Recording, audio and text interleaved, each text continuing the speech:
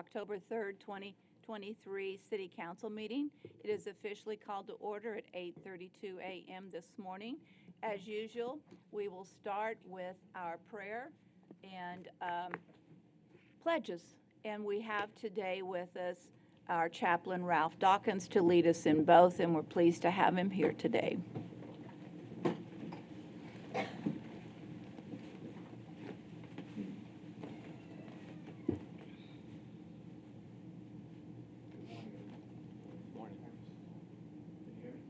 Push the button and see it till the thing goes green. Till the thing goes green.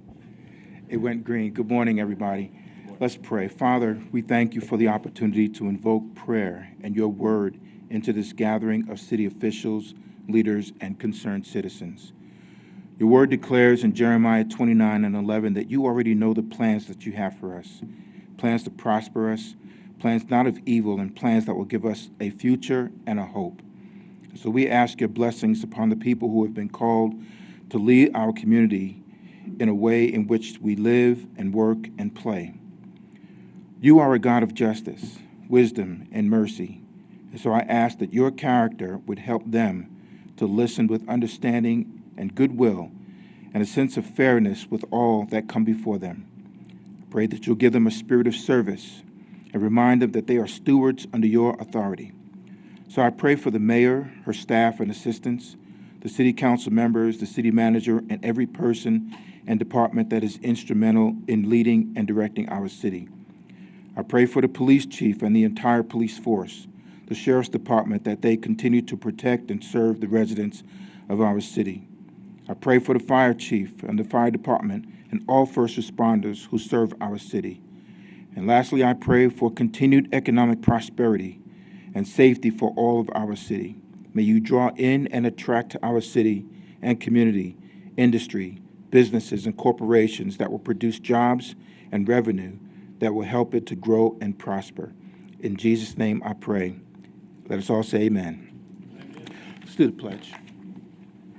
Pledge allegiance to the flag of the United States of America and to the republic for which it stands, one nation, under God, indivisible, with liberty and justice for all. Honor the Texas flag. I pledge allegiance to thee, Texas, one state, under God, one and indivisible. Thank you.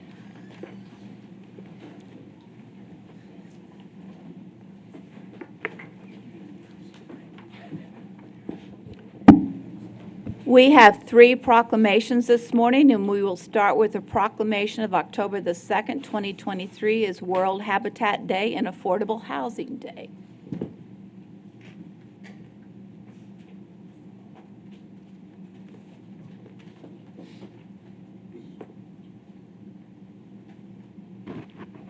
Is it the two of you? Well, it's not our item, it's Pam's. She's not here today. But So you'll take it on? We'll take it on. Okay, perfect. On Monday, October the 2nd, 2023, Habitat for Humanity of San Angelo joined with partners around the world in raising awareness, educating, and mobilizing individuals and communities to act on the current global housing crisis. Habitat for Humanity of San Angelo joins our partners to rededicate ourselves to recognizing the basic right of everyone to adequate shelter. We ask everyone to join us as one global network in communicating the message that every one of us deserves the opportunity for a better future. A decent place to live can remove barriers to opportunity, health, and success for growing families now and for generations to come. Habitat for Humanity began in 1976 as a grassroots effort on a community farm in southern Georgia. The Christian Housing Organization has since become a leading global nonprofit, working in more than 1,300 communities throughout the U.S. and in more than 7 countries. Families and individuals in need of a hand up partner with Habitat for Humanity to build or improve a place they can call home. Habitat homeowners help build their home alongside volunteers and pay an affordable mortgage. Everyone can help families achieve the strength, stability, and self-reliance they need to build better lives for themselves. Locally, Habitat for Humanity of San Angelo Galilee Community Development Corporation, and the City of San Angelo stand together to help ensure we can all provide affordable housing throughout our community. Through shelter, we empower. Therefore, I, Mayor Gunter, Mayor of the City of San Angelo, Texas, on behalf of the City Council, do hereby proclaim Monday, October the 2nd, 2023 as World Habitat Day and Affordable Housing Day in San Angelo, Texas, and call this observance to the attention of all our citizens. Who would like to speak? I'll take a picture of that. Perfect. Good morning, everyone. The rep for the Habitat of Humanity is not here this morning, so you guys, you're stuck with me. I do want to say that affordable housing is really a challenge and a problem across the nation, if not across the world.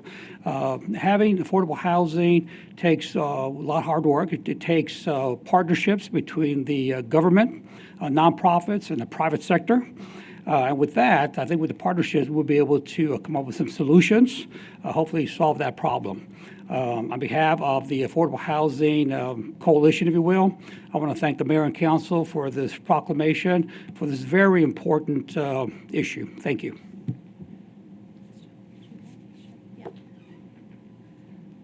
Galilee CDC is excited to partner with the city and Habitat for Humanity to provide affordable housing in different ways. So we know this community needs more affordable housing, and we are trying to come up with good ways and different ways to provide that for them. So we're excited to continue to do that. Hi, Pam, come on up. And Habitat is a big part of that, so we appreciate them. Pam, would you like to offer some words? Two seconds. Okay. Thank you, Mayor Gunter and distinguished council people. Sorry I'm late. I live a long ways from here, so actually out at the lake, but it feels like a really long ways. I just want to thank Stephanie and Bob Solis for being here this morning and honoring us and making sure that everybody remembers that it's very important to have a safe, affordable home to go home to. And everybody deserves that. And that's why Habitat exists. The City of San Angelo, Stephanie at Galilee, that's why it's so important to them is to have very affordable housing and to make sure that that everybody has a chance to make that happen. So I want to thank you all this morning, thank the mayor, thank the councilman for this proclamation and for everybody to remember that it's important for your kids to be able to go home to a safe, affordable home. Thank you.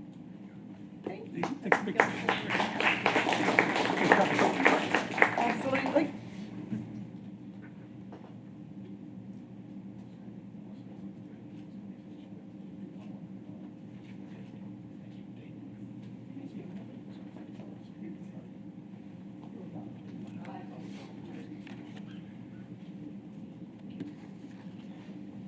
Our next proclamation is for Fire Prevention Week, so those in the audience here for this proclamation, please come forward.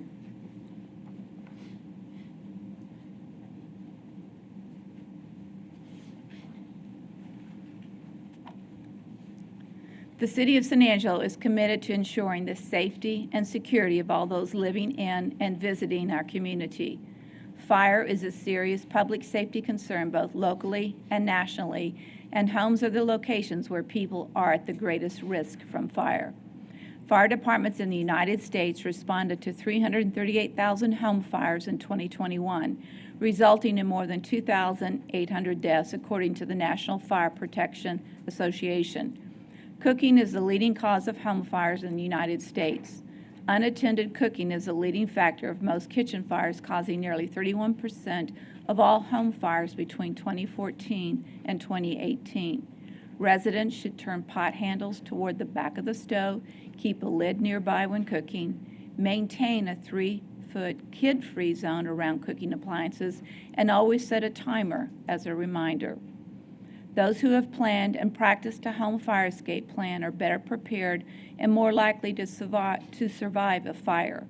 Working smart smoke alarms cut the risk of dying in a home by almost half. San Angelo's first responders are dedicated to reducing the occurrence of home fires and fire-related injuries through fire prevention education. San Angelo residents are responsive to public education measures and are able to take personal steps to increase their safety from fire, especially in their homes.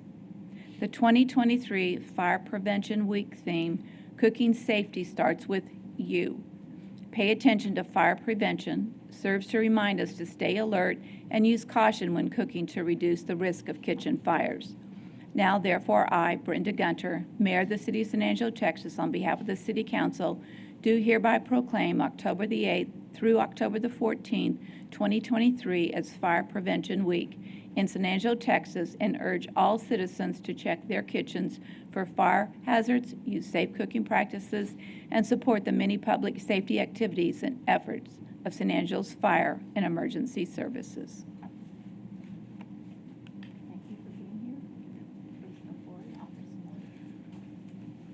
Hello, I'm Billy Clemens. I'm the City Fire Marshal. Mayor Gunter, thank you for the reading of the proclamation. Thank you, council members, for allowing us to be here this morning. Again, kitchen safety is a very important item. This year's theme hits that topic very well.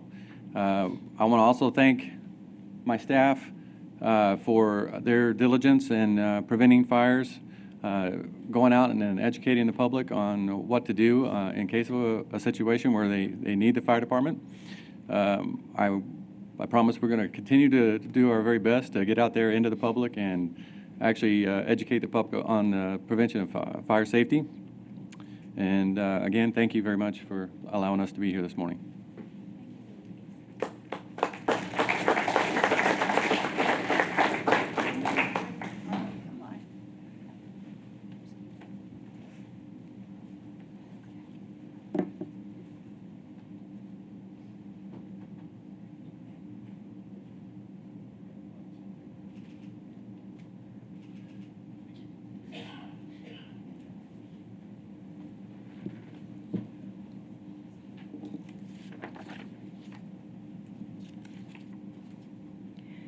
Do we have folks for the United Way here today? Welcome, Ashley. How are you? Good to see you, Ashley. Hope happens here. The mission of the United Way of the Concho Valley is to provide the means by which a cross-section of our community may join in a community-wide effort to provide and deliver health and human service programs which address current community needs in a collective and collaborative manner. In 2022, more than 78,000 local Concho Valley residents benefited from the United Way of the Concho Valley contributions through social service agencies that provide emergency food and shelter, day and after-school programs for children, mental health services, substance use treatment and prevention, services for victims of child abuse and domestic violence, and many other social services. The objective of the United Way of the Concho Valley is to assist in the expansion or the development of service programs, promote preventive activities, and foster cooperation among local, state, and national agencies serving the community. The United Way is ready to assist all individuals with whatever needs may arise in the City of San Angelo. The City of San Angelo supports the United Way of the Concho Valley, and we ask that you do the same. Therefore, I, Brenda Gunter, Mayor of the City of San Angelo, on behalf of the City Council, do hereby recognize and applaud United Way of the Concho Valley for its achievement and positive determination to make a difference in our community.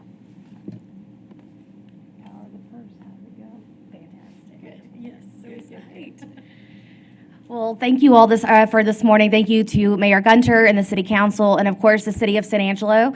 The United Way is 98 years old this year, and so we have been able to provide impact and provide service for this community as well as our surrounding communities for over 98 years. Just like that 78,000 number, 48,000 of those impacted were right here in the City of San Angelo. And the only way that we can do the work that we do is with our community partners, and then this community, the generosity, the support, the volunteers. Everyone who comes forward each and every year for the United Way, we are truly, truly grateful that we get to do what we do, and we get to do that. It's because of you. So thank you all so much.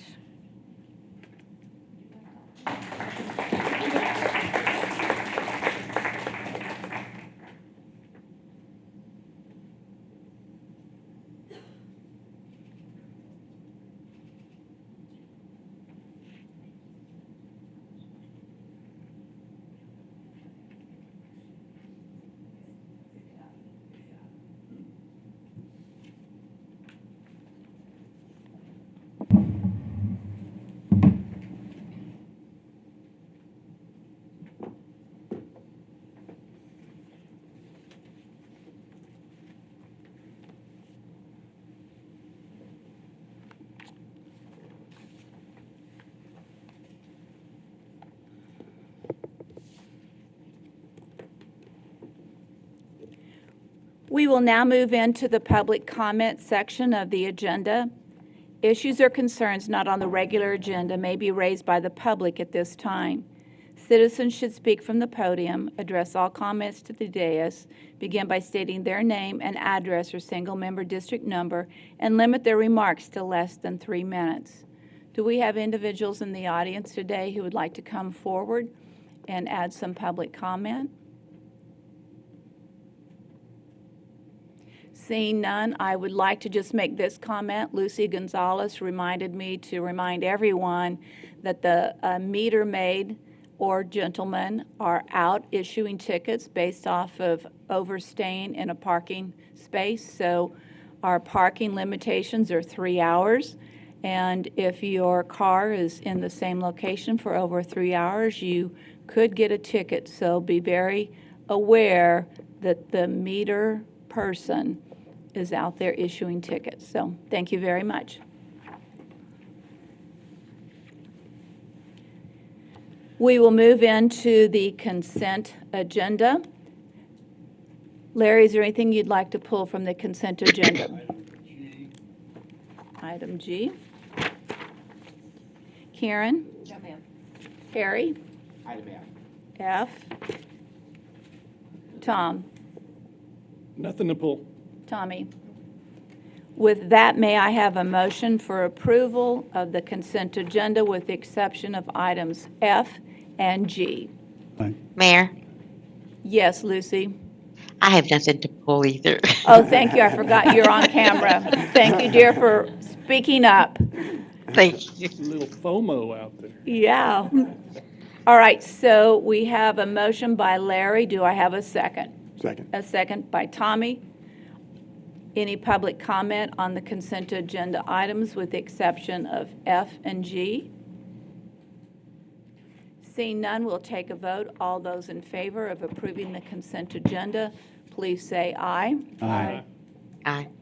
Motion passes 7-0, or the consent agenda passes 7-0 with the exception of F and G. Item F is consider approving a contract with the San Angelo Museum of Fine Arts, SAMFA, allocating $50,000 of hotel occupancy tax hot receipts for eligible activities and authorizing the city manager to negotiate and execute all related documents. Harry? My question is this the time that we should be really allocating money to an entity that is really not open and does not have an executive director? I think the museum does a great job, but they're closed right now because they're doing renovations on the roof. They do not have an executive director. I wonder if we should push this for a few months until they've got some of those things resolved. I will add comment to that. Number one, obviously, there is a roof that has created damage. The roof is almost complete. They are open in the Fort Concho Stables facility, so people still have a place to go and look at the exhibits. They might not have an executive director, but they have a president and they have an acting executive director at this point in time. So I see no reason to put a hold on a project or a business based off of the comments just made. They actually have more visitors who come in and put people in beds in this city than any other nonprofit organization. We can't stop that. The On Player Air event is the end of this month, October, and they bring in people from all over the United States to attend that event. And so that's in October. They're here, they're open, and they are working like crazy to ensure that our cultural district and the Museum of Fine Arts moves forward. So I strongly support giving them the $50,000 of hot tax money. Mayor, that's why I brought it up, so that you could make that comment. You're such a sweetheart, Harry. That's why I like you. All right, with that, I move to approve. there's a motion to approve, a second by Tom. Any public comment? Seeing none, we will take a vote. All those in favor, say aye. Aye. Aye. Motion passes 7-0. Item G, second reading and public hearing of an ordinance deleting the juvenile curfew from Chapter 8, Article 8.07, Division 2 of the Code of Ordinances. And Larry, you asked to pull this, so would you like to make some comments? Yes, I understand that in passing this ordinance, we're essentially tidying up the paperwork. We should have an ordinance that agrees with state law. Be that as it may, we need to seriously take a look at this state law and whether we want this to continue. I believe it's atrocious what they're doing. It's a legislative overreach of the worst kind. If the state can dictate how we in San Angelo control juvenile behavior, then the state can do virtually anything it wants to hamper our self-government. Next, the state law does nothing to reduce crime.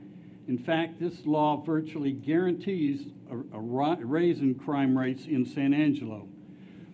This legislation effectively ties the hands of our police department in preventing crime. If this law is allowed to stand, it restricts our law enforcement to solely investigating crime rather than preventing it. It is unimaginable that anyone in this community objects to a reasonable curfew in many cases. In many cases, a curfew frequently prevents our citizens from becoming victims of crime. Furthermore, it protects our youth in giving them and their parents well-outlined behavioral expectations. In other words, curfews help to keep juveniles from committing crimes and suffering the repercussions of being arrested. It is not a stretch to believe that if House Bill 1819 continues in place, it will result in significant, if not extraordinary, increases in neighborhood crime. Lives will be lost and lives will be destroyed.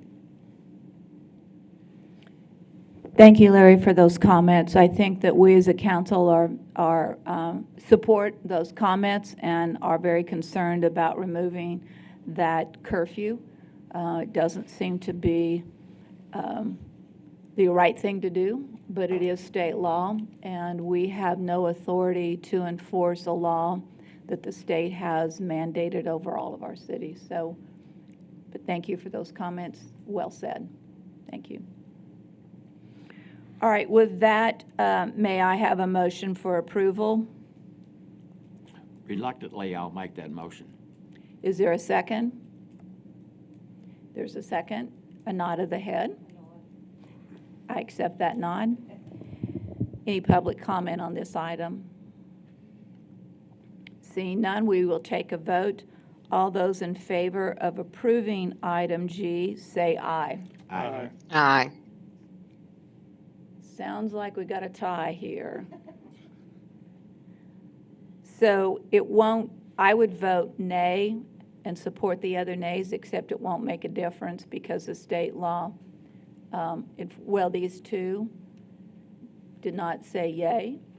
These three did. So I'm going to join these three in my vote to make it 4-2.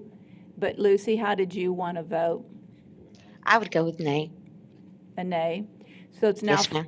4-3, and I'm going to support the approval of it simply because vetoing it and not supporting it doesn't get us anywhere. Is that correct, Teresa?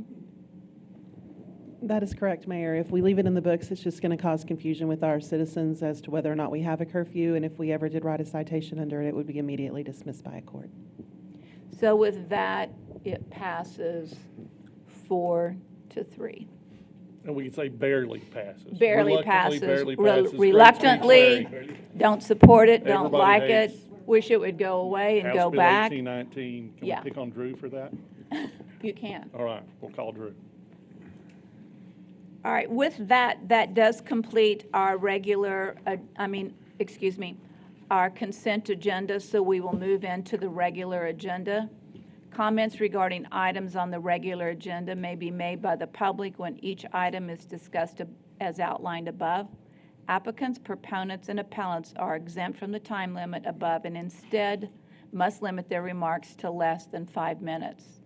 So item A is an update on the city-endorsed Service Line Warranties of America, SLWA program. And Bob, you're on. Good morning. Council requested an update on the service line warranty program that began in January 2015. As a reminder, the city entered into an agreement with Service Line Warranties of America to allow the use of the city's name and logo on letterhead and marketing materials to be sent to residential property owners across the city at no cost to us. In return, the company provides royalty fees based on a percentage of local sales, and which has totaled to 142,000, a little over 142,000 since 2016, which has helped us assist 81 homeowners with emergency repair programs. Anyway, we have, let me introduce Ali Tomasic. She's an associate account manager at SLWA, who's here to provide you an update.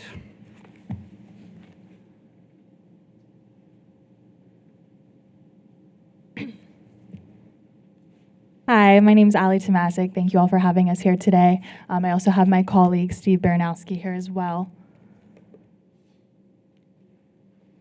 So as Bob mentioned, we had began the partnership with San Angelo in 2015. Some of you may be quite familiar with the program, some of you may not be, but we are the only service line program that is endorsed by the National League of Cities. Of course, this program is offered at no cost to the city. So the nature of the program is really designed to help address the public policy issue of aging infrastructure. We provide the residents of San Angelo with protection for their external water lines and their external sewer lines. What we had found is that a lot of times residents are unaware of their responsibility for these lines, so we seek to educate them on their responsibility. We do so by providing a letter to residents that are not currently enrolled. This letter would be distributed periodically.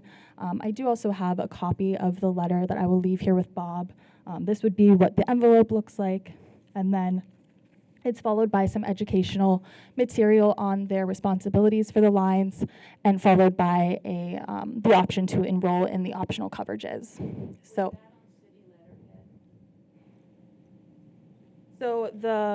It is not on city letterhead. The envelope. The second page. The second page has a dual logo. It has the City of San Angelo's logo as well as the logo for the service There's line. where the confusion lies, is because it's on City of San Angelo letterhead or the City of San Angelo logos at the top. So people believe that it's a City of San Angelo program, and it also makes them believe that the city isn't taking care of the problems with the sewer septic coverage or the water well line coverage. I'm not sure we can't take it away, but we need to be clear that having the city letterhead on that does not mean the city of San Angelo is selling this program and receiving the income from this program. Understood. Hi, Mayor. If Yes. I can jump in real quick, I just wanted to add, there's lots of ways we can do that. Yeah, our goal is to avoid that confusion. So we apologize if there is any confusion from the residents and they reach out to you. So whenever a letter goes out, we can do something on social media. We can do something on the website, just as a reminder to the residents, hey, these letters will be hitting the mailbox. This is a separate program that SLWA manages. If you have any questions, reach out to them, something along those lines. So there's definitely options for us to do that, and we're happy to do whatever we can. Teresa, you want to go through the legal aspects of this? In other words, we are working with them as a city to allow citizens to make a decision about this insurance, basically a policy that they have signed up. Would you just go through it very specifically in terms of the city's connection to this and the city's role in this program? Yeah, Bob might be able to do that a little better because I do believe we get some funding from this program. But basically, we are telling our citizens by putting our logo on that document that this is a program that the city is receiving funding from and that we are authorizing to be sold in our city. So there could be other insurance companies or warranty companies who would warrant those lines that are the city the citizens' responsibility that are not associated with us, we wouldn't receive any benefit from that. But this, because our logo's on there, we do receive benefit. That same concern, this program came out around 2015, that time across the state, and I know that was a concern statewide about city attorneys and mayors and city managers that city logos were going to be on it. But I think that ultimately what has happened is that people have some assurance that this is a program that's dependable because we do have some control over it. Okay, go ahead. So just to break down what the program actually covers, there are coverages for both the sewer, external sewer line and the external water line. And these coverages are pretty much identical with each other in that they both cover where the homeowner becomes responsible for the line. Both of these coverages cover up to $8,500 per repair, and that is on an incidence basis, so there is no annual limit. There's also no deductible or service fee at all that could, potentially deter a resident from filing a claim. And as of today, the sewer coverage starts at $6.58 per month, and the water line is at $4.58 per month. Can you pick one or the other, or do you have to do both? You don't have to do both. It could be, optional for one or the other. So just to give you an update of the program as it sits today in San Angelo, currently there are 2,005 active policies, and that covers about 1,275 customers. So about 3.5% of homeowners are enrolled in this coverage. And to date, we've completed just over 1,100 repairs in San Angelo. That saved customers a little over $1.1 million. And I put a timeline in here for you. It was just in April of 2023 that we reached that $1 million mark. So wanted to also provide you a breakdown of each of the policies here. So for the water service line, there's just over 1,000 policies. We've serviced about 389 claims thus far, saving residents just under $300,000. For the sewer line, there's about 944 policies, almost double the amount of claims at 731. And we've saved residents $827,000 for the sewer line. Why is there such a big difference between the two number of claims? It's typically like age of pipes or. So it just depends on the individual, how the water and sewer line, while they're probably the same age, it just depends. Your neighbor could have a completely different, could flip-flop where there'll be, a higher average cost for the water line instead of the sewer line. But, typically with the sewer line, recently, since COVID, essentially, when residents have been home more often, there's been more use. So that's why it kind of drives those numbers and claims an average job cost up.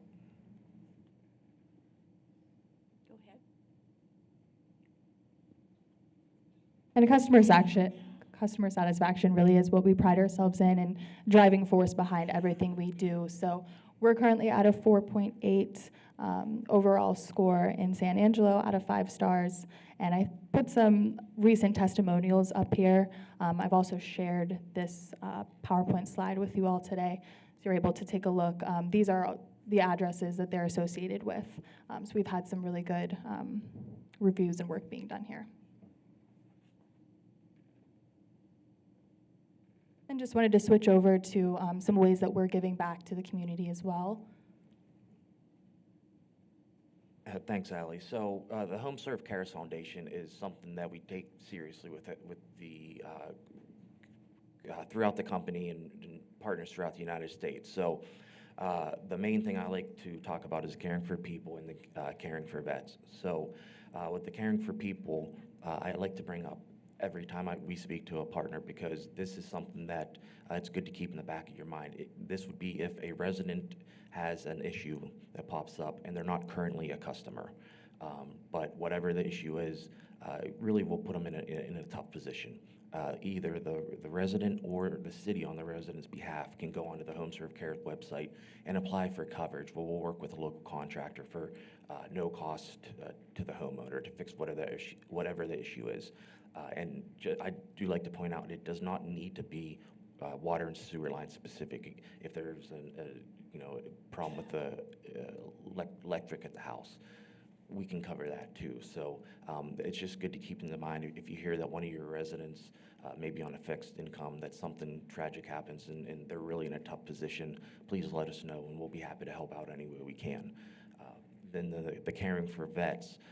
If you know of any veteran that might be looking to get into some type of trade, let us know and we can help put them in touch with a local contractor, whether it be a plumber, electrician, either for employment or some type of apprenticeship. So another thing just to keep in the back of your mind, if you catch word that veterans looking to get in the trade, please let us know and we'll be able to help them however we can. And then lastly, one thing we wanted to point out was a newer program. Since residents have done so well in saving money throughout the partnership, one thing that partners have been asking us, on the flip side, we can fix whatever the issue is, but a lot of times residents will still have that high water bill, water or sewer bill that they have to take care of. So we came up right at the beginning of 2020, right before COVID, so the worst possible time you can create something new. We purchased a serve line where it helps protect residents for those high water bills, but it also protects the city itself instead of having to write off the bad water debt or having to work with residents to come up with some type of payment plan. We would pay the overage to the city and the residents would pay whatever their average. So if it's a $500 water bill and they typically pay $50 a month, they would pay that $50 and we would pay the $450 directly to the city so that they can credit the account for the residents. So again, it's just something we wanted to let you know about. It is a newer offering. It was late last year, beginning this year, the city of El Paso adopted ServLine, and it's starting to spread out west. It started in Tennessee, but we're seeing more and more cities throughout the United States interested. So again, we just wanted to let you know if there's any interest, please let Allie know, and we'll definitely have that conversation. All right, that's all I had. Thank you, guys. The question most citizens would want to know is this on their water bill, or do they receive a separate invoice to you as a company? How is this processed? Just to clarify, for ServLine, correct? Mm-hmm. So there's I mean, for the whole program. Oh, for the whole program. So for the NLC program that's currently in place, a resident, when they sign up, they become our customer. The billing, everything is through us. It's not through the city at all. They get a welcome packet with the terms and conditions, everything that they signed up for, if they need to file a claim, all that important information. And then ServLine, it's completely separate than this current program we have in place. There's a couple different ways to implement it. There is the option to do on the water bill. It's usually about $1 a month for water sewer coverage, but the city can also just include it in rate and make it a benefit to the residents. So those are kind of the two ways for ServLine to be implemented. Does council have questions or comments? Larry? Concerning the use of the city seal, is there a possibility you could put a disclaimer on there, essentially saying that although the city of San Angelo recommends this service, that they do not, in fact, I'd say strongly recommend the service, but they do not endorse it, or some wording like that? Yeah, so we could put a message in the content of the letter to specifically call out, this program is recommended, or however you would like to word it. I would recommend we have the city attorney come up with the language if you want some addition to it versus us making up the language. So we should ensure that Yeah, We that's stand behind what is written. Yes, ma'am. typically, anytime we're going to send out a campaign letter, we will provide it to you for your review and approval. So any changes that you would like to make, you'll have the option to do so, and we can kind of go back and forth and make sure it's really what you would like to see in the letter. Other questions? Yes, Tommy? How often do you make this available? Now that we've had this conversation today, I'm going to guess there's maybe some interest generated. So how will you follow this conversation up? And then how often, just in general, do you make this available? So the program has been available since the agreement began in 2015. The letters would go out anywhere from 1 to 3 times a year, but there are a couple other ways that residents could have awareness of the program. So typically we recommend that partners place something on their website. Also, if you have any form of social media, we would provide any content that you would like to publish. So we could do that, even if you had like a newsletter, something that you would like to, publish this information. And then residents can enroll at any point by visiting our website. So they'll just type in their zip code and it'll pull up the program that's specific to San Angelo.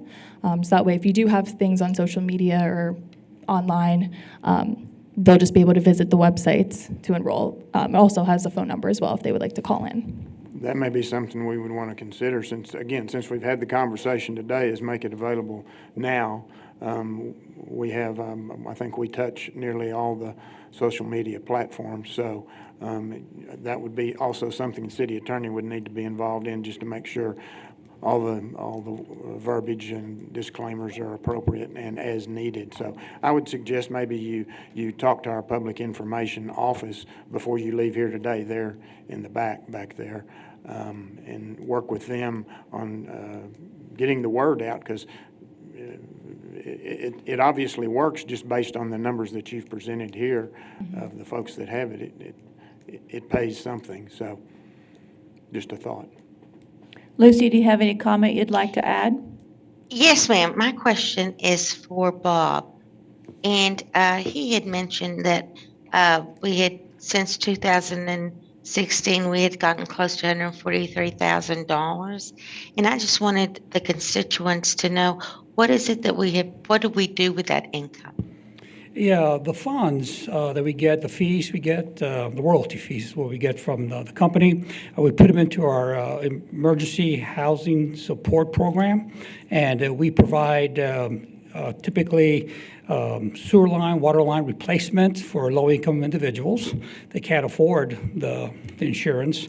And we also use it for other emergency programs. The things like electrical support. Just basically, it's on it's funding that's relatively open that we can use for any of our emergency program trades and all the things that we do out there. Thank you, Bob. Oh, by the way, I just wanted to remind the council again that when we started this, there was a master contract from the North Central Texas COG, and we were basically piggybacking off of that contract to agree to make the agreement with this company. That's how that works. So legalities did go through our legal. The verbiage that first went out went through legal. We did require the logo at first. I think the logo on the envelope is no longer there, I believe. Correct. So they don't get a city emblem. You have to open up the envelope to see the emblem. Like when it first started off, we get a lot of complaints, a lot of confusion. Like you were saying, Mayor, we did have a lot of confusion. But over the last 4 or 5 years, it's been relatively quiet. The questions I get is this true? Is they're reliable? And we say, we endorse this company. We know that we have a representative, we have contacts with them, we will endorse this company. That's how that works, so anyway. Further comments or questions? Yes, Tom? So who does y'all's repair work? Do y'all use local companies, or do y'all have somebody? We do. Anytime we enter into a new partnership, we have a contractor recruitment team that goes out and recruits contractors to join the network. We also give you the opportunity, if you have any preferred contractors that you would like us to kind of recruit into our network, we invite you to, provide those to us. Otherwise, we'll use local contractors. Cool, thank you. So if I have a plumber who has consistently done the work at my house, but might not be on your list, can I still use the contractor that I typically use for repairs at my house?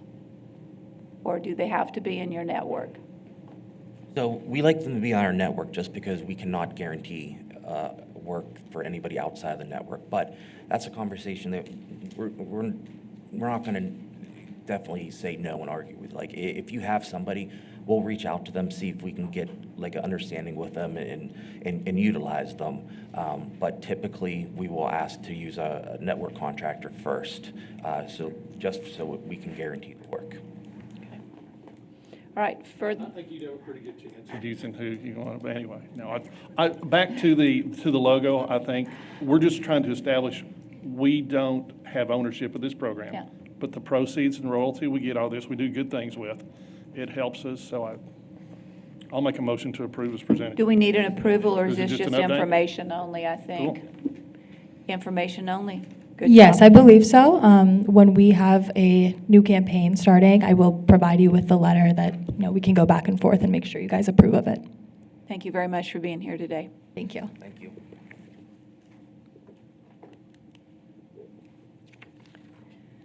Item B is consider approving a resolution of no objection for a low-income housing tax credit, LIHTC, project in SMD3 by THF River Point LP to rehabilitate and redevelop the River Point Apartments located at 1173 Benedict Drive. And I believe, Bob, you're back on. Yes, ma'am.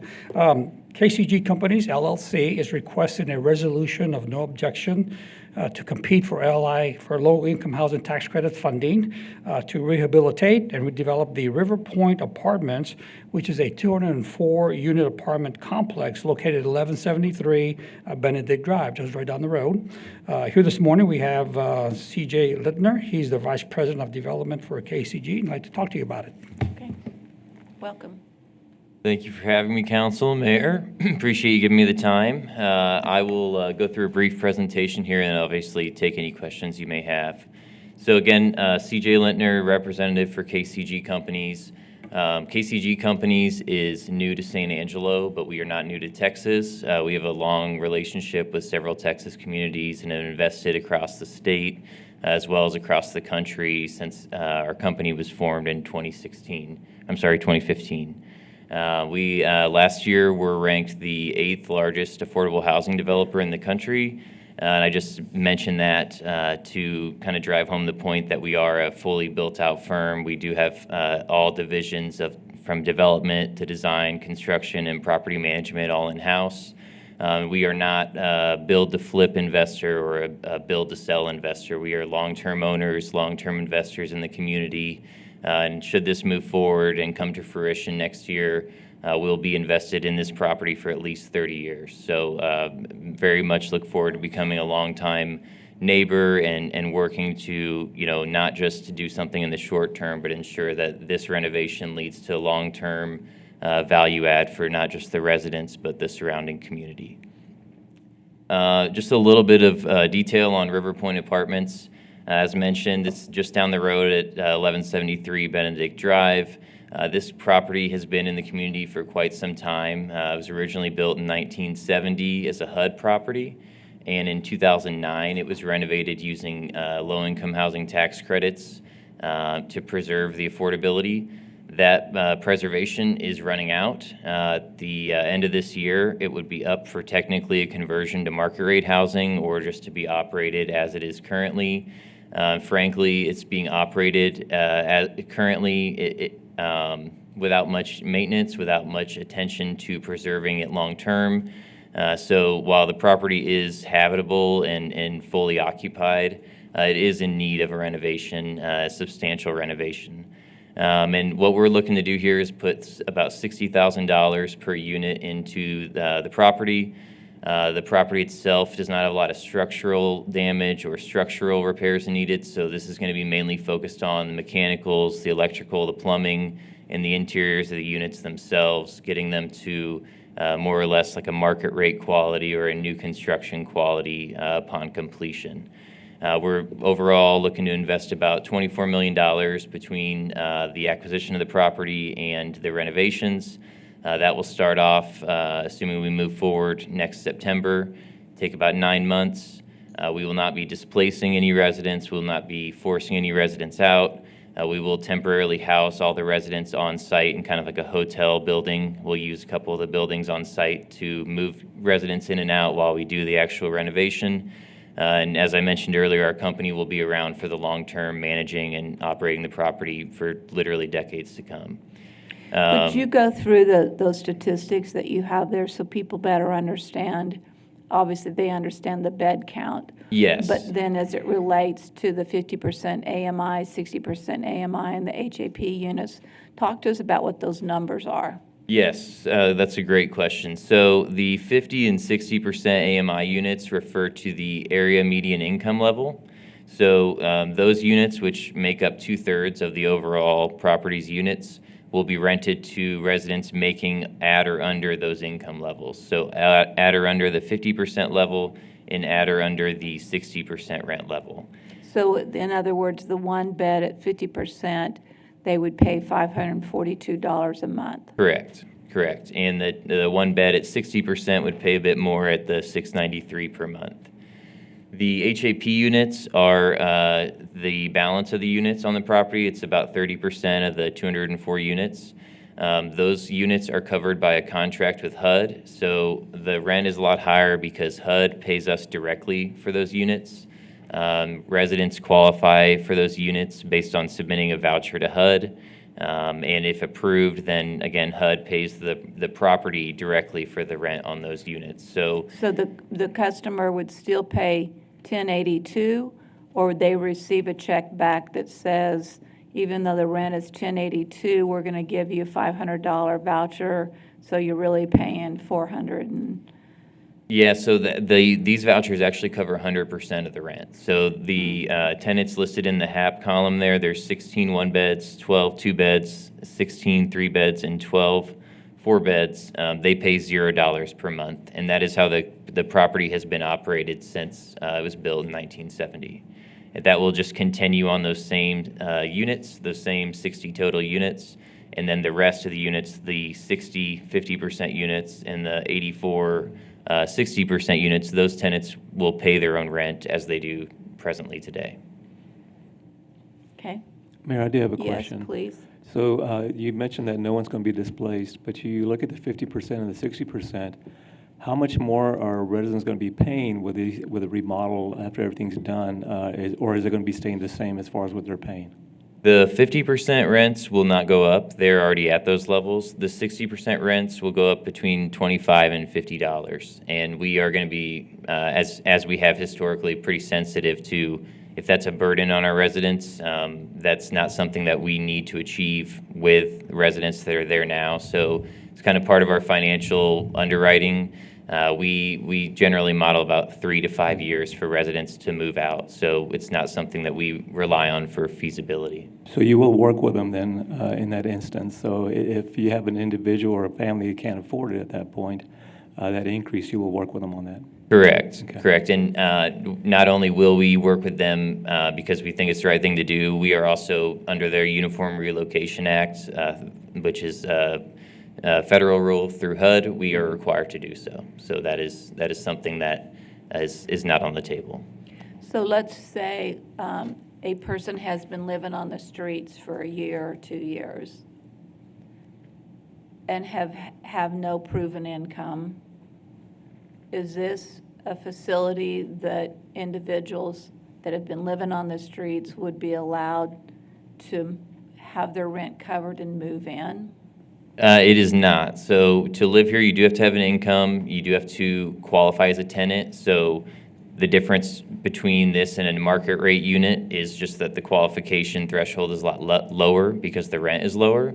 But this is not housing for the homeless, and this is housing for those who do have income. That income could be retirement income or work income, but they do need to have a W-2 or similar.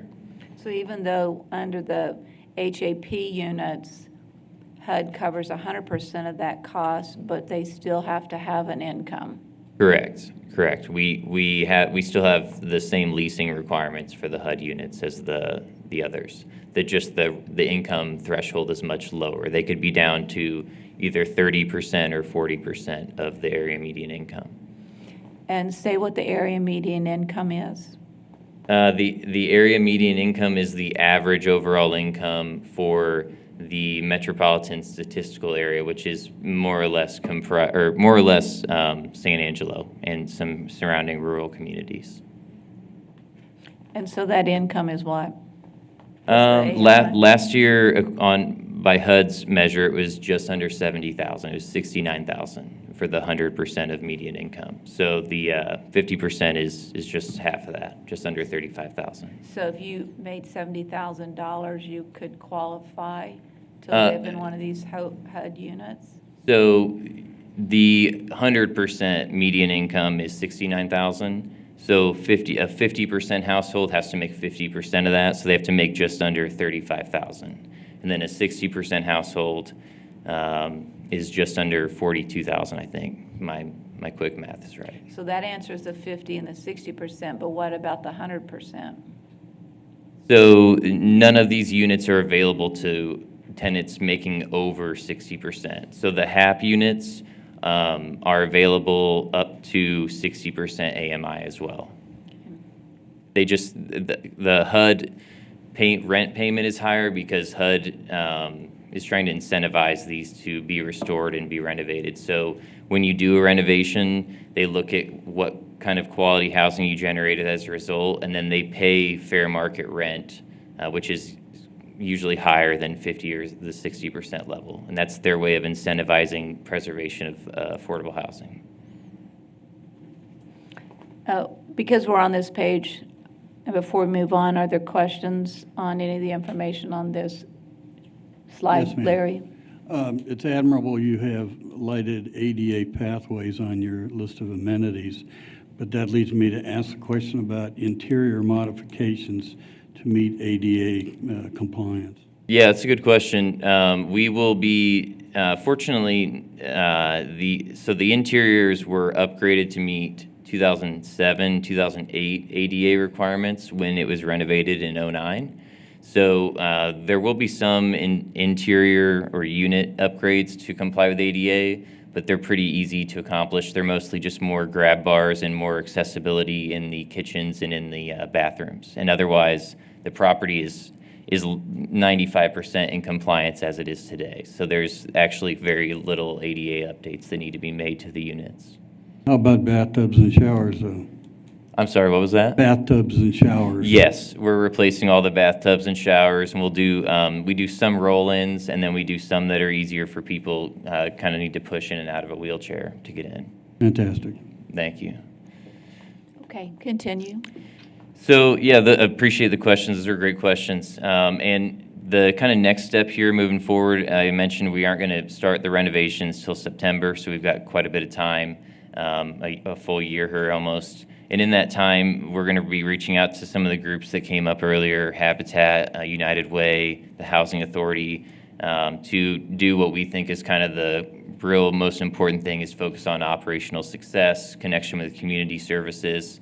We're not going to go looking for free money or free services. What we try to do is connect our residents with in-place successful programming and service opportunities here locally.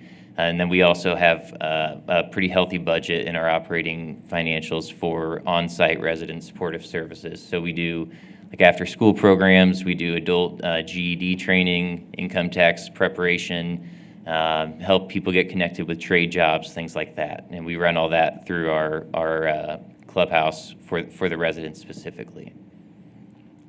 Mayor, this is Yes. in my district. Harry, go ahead. This property really needs some help. So from my perspective, I'd like to make a motion supporting this resolution to go forward with this. Well, are you through with the presentation? I don't think we're quite through with the presentation, so let's continue. I'll make it real quick, but I certainly appreciate that, council member. Thank you. Don't pass this opportunity up. In blow it in now. conclusion, I will conclude. No, I will mention though, we we do have about a year before closing. We will be doing a lot of community outreach. You'll probably see us, myself back here again to pass some kind of final financing documentation on this project. But I really do appreciate you giving us the time and look forward to working with the community moving forward. Any further questions before I take on and accept the motion for approval? Mayor, I have a question. Yes, please. Yes, you said that you would be starting September of 2024. What is the finish date that you're looking at? It should take us no more than 9 months to renovate the property. So we'll be looking at late spring or early summer the next year. Okay, Go ahead, Lucy. I was just going to say, if Harry's going to make a motion, I'll second that motion. I think the only thing that I'm concerned about, and I'm sure you have a good plan, but that is moving them out of their apartment into another apartment. That just seems very complicated, and I'm sure you've done this many times, so you know how to get it done. But that picking people up and their possessions and moving them to another apartment, do you do this like 6 people at a time, 1 at a time? How do you do it to accomplish efficiency? Yeah. And execution? That's a good question. It is the most complicated part of the renovation. We actually hire a third-party renovation consultant, relocation consultant that not only helps us facilitate all that alongside our construction team and our property management team, but make sure we're not breaking any rules and giving ample time and notice. So we will actually start sending out notices on this impending renovation next month. And those will go out at least every 60 days between now and then. We're going to have 3 tenant meetings before we start the renovations to kind of let them know what's happening, the schedule. Everybody will know when in that 9-month period they are going to be the ones being moved. And then when it actually comes time to moving day, we have a team that will come in, professional movers, box everybody's stuff up, move it across the property to the hotel building, get the tenant to review that move and make sure nothing was damaged or broken in that 30 minutes of transition, and then do the same thing when we move them back. Tenants will not be out of their units for more than 30 days, probably 2 weeks. And we fortunately have a kind of an easy site plan to work with here. We've got 22 buildings on site, so instead of one really large building where everybody's being displaced and kind of hassled by the construction, we're going to do the hotel buildings off to kind of one side of the site and then work that way towards it. So When you say hotel building, you know, all of us know hotel rooms are a bed and a bathroom. yes, Is that sorry, yeah, that's a Is bad. a bed and a bathroom? No, they will. That's some bad industry speak I'm using. So we'll just be taking 2 of the apartment buildings on site that are full apartments right now.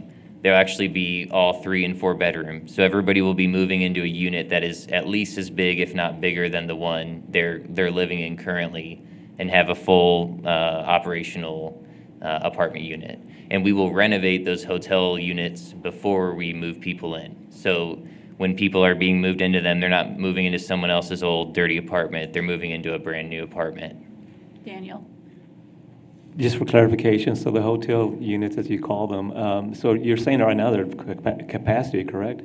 They are at 92% occupancy, Okay. yes. So, because basically, you're going to have people that actually are gone from those hotel units in order to be able to move, as far as I'm thinking logistically how that works. Yeah, so we have 8% vacancy right now at the property, and we've got the current owner to agree to stop leasing. So if anybody, so right now we have enough. By attrition, they move out, and then you get that space. Yeah, and if nobody moves out today, we have enough right now to have a full empty building, and that's really all we need. I just wanted to make sure that no one's getting kicked out just to get those hotel units. No, that is not the foot we were wanting to start off on. Very good, thank you. You call them hotel rooms, does that mean we get hot tax money on them?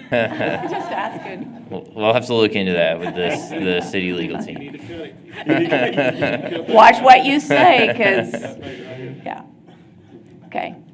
Yeah, I appreciate it, and it was great to come on your guys' inaugural Affordable Housing Days. Good coincidence. Appreciate that.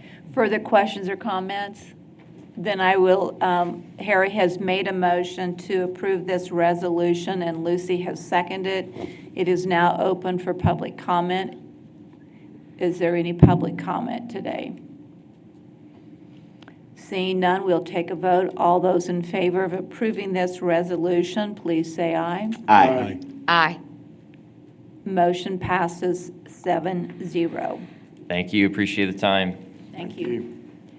Item C is consider a resolution nominating candidates to serve on the Board of Directors of the Tom Green County Appraisal District for the 2024-2025 term.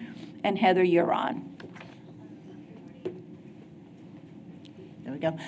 So this item comes before you every 2 years for you to have the opportunity to nominate 5 board members for the Tom Green County Appraisal District.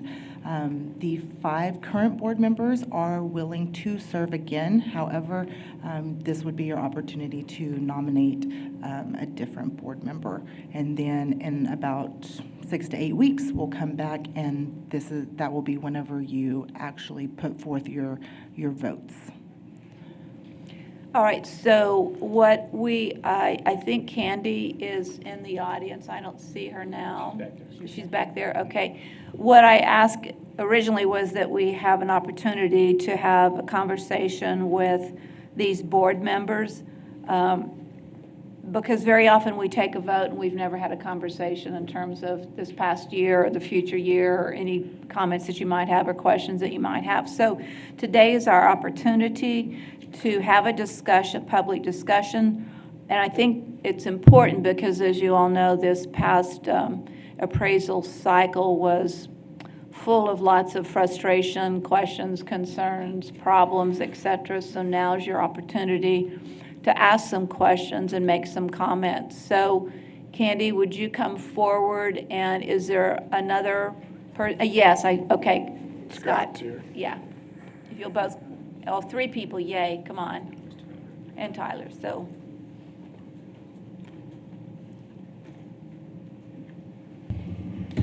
Mayor and Council, Candy Poole. I serve on the Board of Directors for the Tom Green County Appraisal District. And with me today is also the Chief Appraiser for our Tom Green County Appraisal District, Tyler Johnson. And also a new board member taking the place of John Kahn, who retired earlier this year, is Scott Tankersley. Thank you. If you have questions, we'd be glad to answer those. I'll let Tyler sort of speak, and then if you have specifics to myself or Scott, you can do that. Thank you. Tyler, you're on. Thank you very much.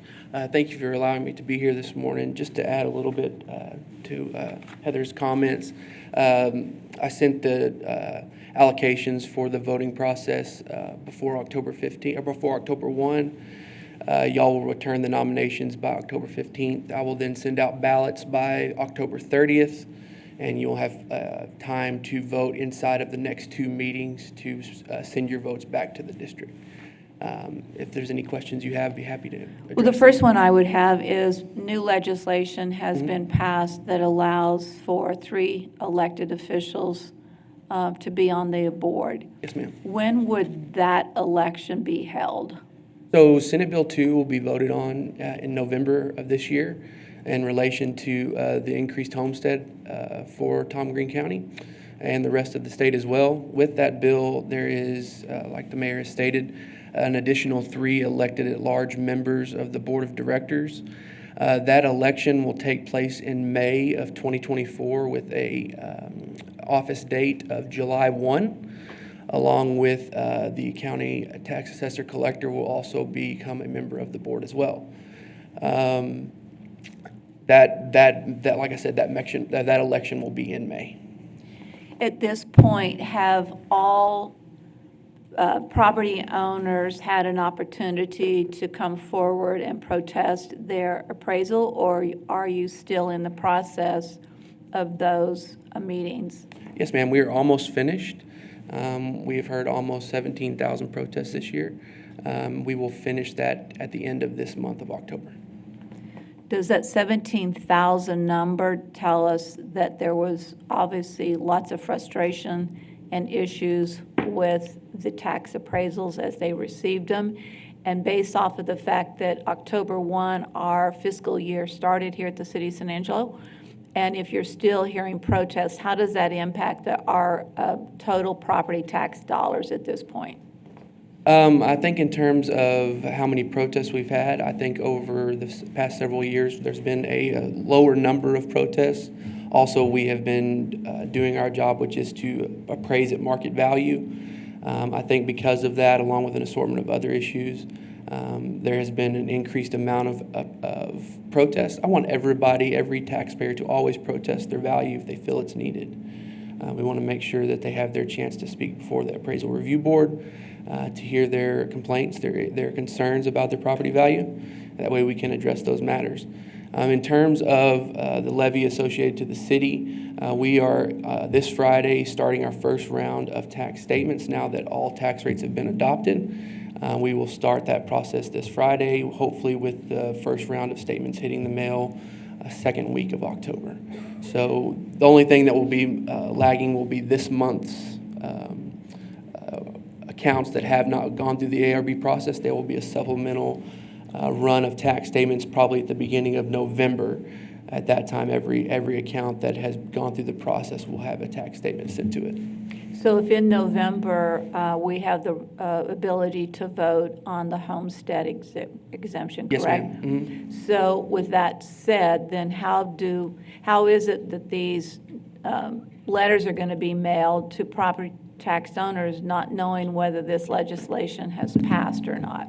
Yes, ma'am. According to Senate Bill 2, when it was passed by the legislature, every district was to act as if the bill had been passed. We will send tax statements. So we updated our homestead when that happened, and when now the tax rates have been adopted, the Senate Bill 2 requires us to act and operate as if the bill has passed. Every tax statement will have verbiage from the bill that states this is the amount you will pay if Senate Bill 2 is passed in November. If it is not passed, this is what your tax bill would have been. If it does not get passed, a supplemental bill will be sent. Clear as mud. So thank you for that. And I'm going to open up the floor for other questions or comments from my city council members. Tom? So Tyler, I mean, we've all fielded a lot of phone calls this year. It is what it is. Some of us are having trouble seeing how this house can suddenly be valued at this house and there are 30 years difference, things like that. Of the people that have protested, how many of them, I would say, I won't say be successful, but have been adjusted back down to versus how many of you denied and said, no, we're at where we need to be? And I'm not looking for a definitive number. I'm just saying, is the gap where you said 90% of the people that come to us, we have adjusted back down, or we haven't? So the process, did the process work? Yeah. According to the code, I cannot give those exact numbers, but I can tell you that everybody that has come to the district, I feel they have either maybe not left happy, but left satisfied with an understanding of what we did or why we made a change when they came in. I would say well over half of those protests have been done informally with one of my staff members and an informal agreement instead of having to go to the appraisal review board. Keep in mind, we do not have access to people's homes. We do our appraisals from the street. So with that being said, we don't know the condition of people's homes on the interior. So that's why I welcome every piece of information that comes from my office. I want the taxpayers to read so that they understand what their value is, so that they might have a concern over that, to file a protest. They might have more information regarding their home than we do. So I want people to file a protest. We hope to deal with as many informally as possible so that we don't have to prolong the ARB season. But at the same time, we know that the ARB is there for its purpose, and the ARB was chosen by the local administrative judge with Senate Bill 2. That will be coming back to the board of directors as well. But we have a relatively new ARB, all local individuals that are either involved in real estate banking, former superintendents. They understand public awareness. They understand what it means to hear somebody's complaints and issues about their value. They're very well respected. I think they've done a fantastic job this year. So a big question I get a bunch of times, what rates are locked when you turn 65? What rates? What rates are locked here as a resident of San Angelo are locked when you turn 65? When you turn 65, you have an over 65 freeze related to the taxable value or the taxes on your home. The school district has a mandatory over 65. The city offers an optional over 65 as well. With Senate Bill 2 and the compression of tax rates, Senate Bill 12 actually allowed for the recompression of over 65 value, meaning that if your taxable value ended up being less than what your frozen amount of taxes paid would be, it lowered that to what it is now, right? Okay. So, and then along with Senate Bill 2, it also, with the homestead increasing to 100,000, it's going to decrease people's amount of taxable value, which in turn will lower their freeze as well. So when you turn 65, the year you turn 65, you have an over 65 freeze that is associated to your home as well. Okay. I get that question a lot, and then I think there's not a lot of clarity into that. Mm-hmm. And when you get a phone call from somebody that's a constituent within our district, and they don't want to do the research to come out with the fine details on that, it's going to end up back up with y'all. But I mean, my largest concern is they get treated fairly when they come in and they go out.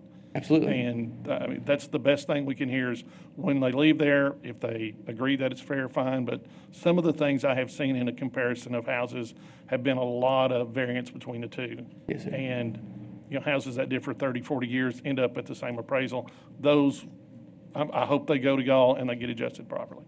They have been. One thing I would also ask of the city council as well is that when you speak to your constituents, my staff is members of your constituency as well.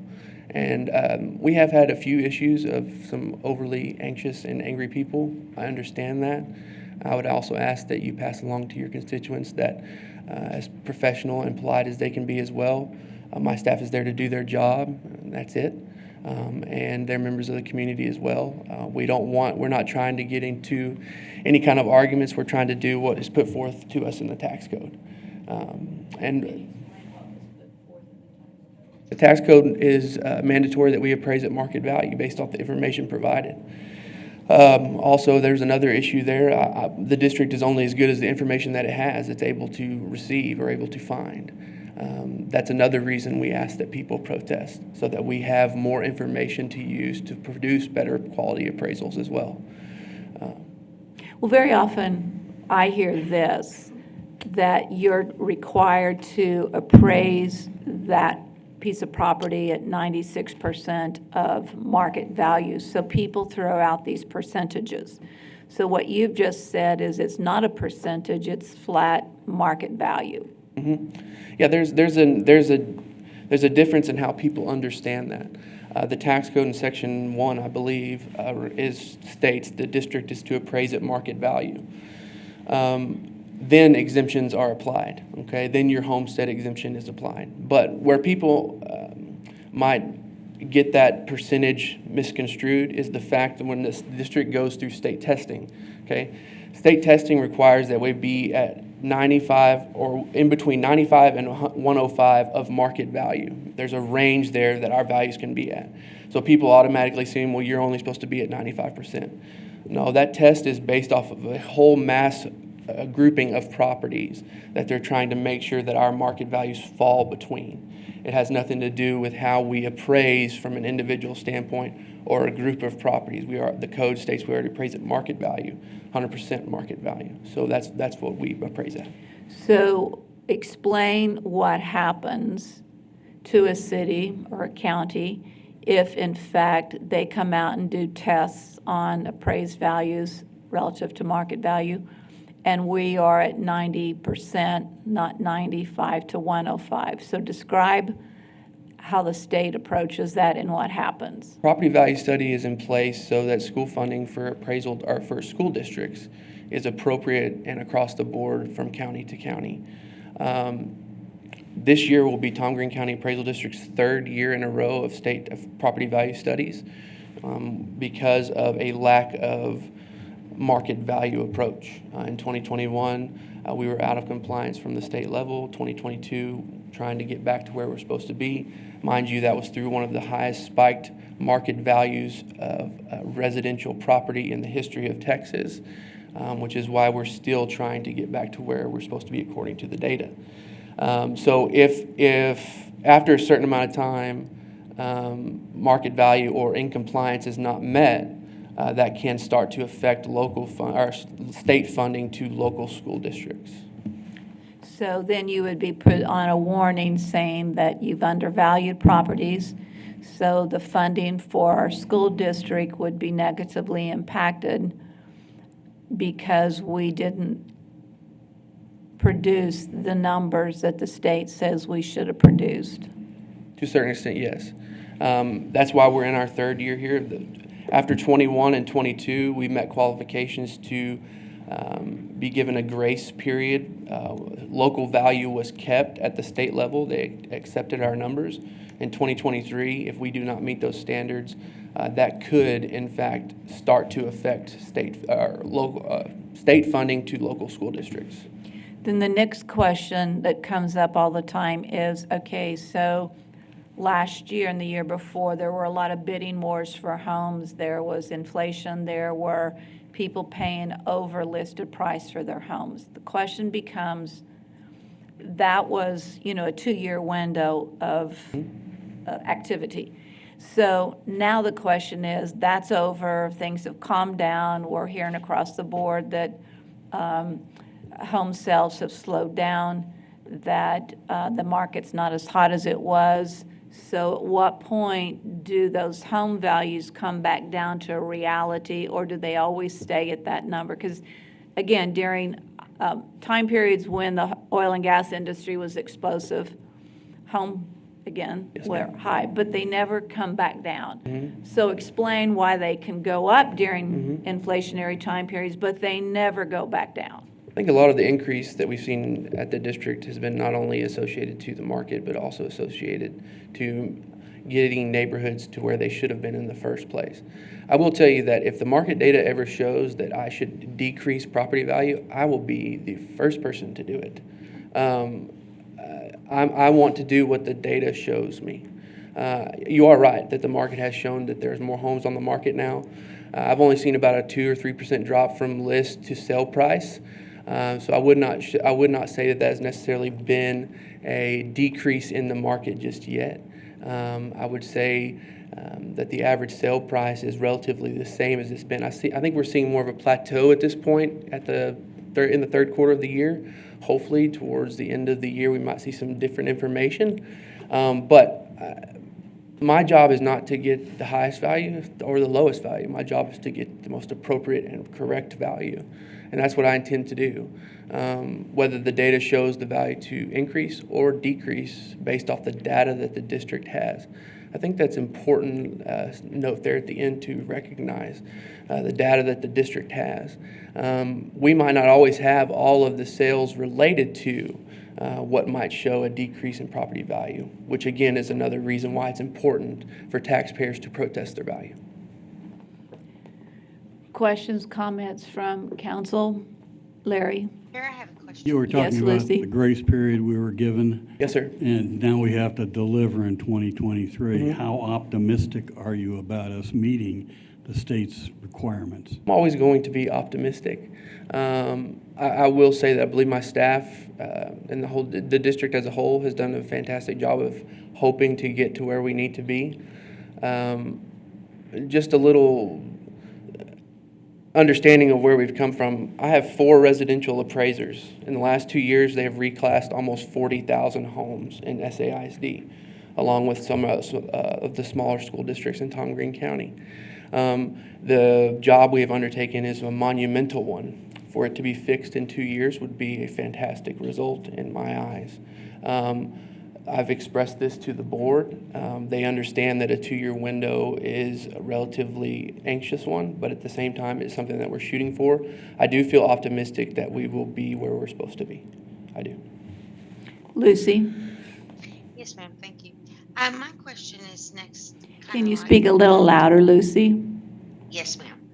Oh, excuse me. My mic was down. My question is kind of like with Tom Thompson's about the age of 65. When one is 65 or is turning 65, do they have to come into the office to notify, or does it automatically happen? If they have a homestead exemption on file, the year they turn 65, that exemption is implemented onto their account if they have a homestead on file. That's another thing I would strongly encourage members of the community to recommend or to consider is if you own and occupy a home in Tom Green County and you do not have a homestead exemption, it is the single best piece of property tax relief that you can have as a homeowner.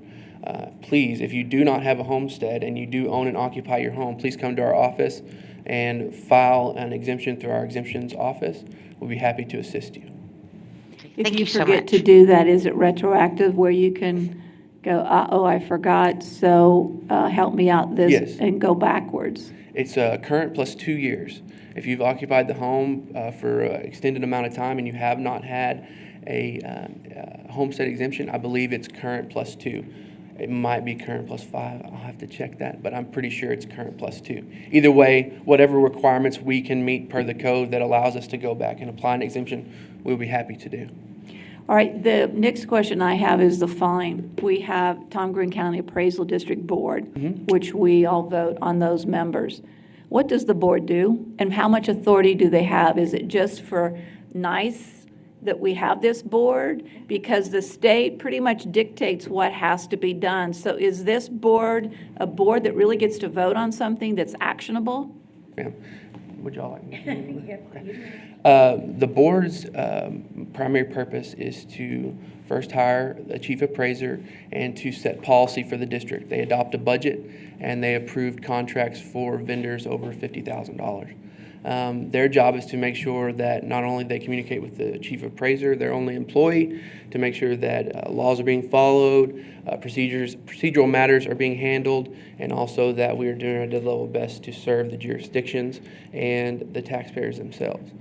So they do serve a very, very precious purpose.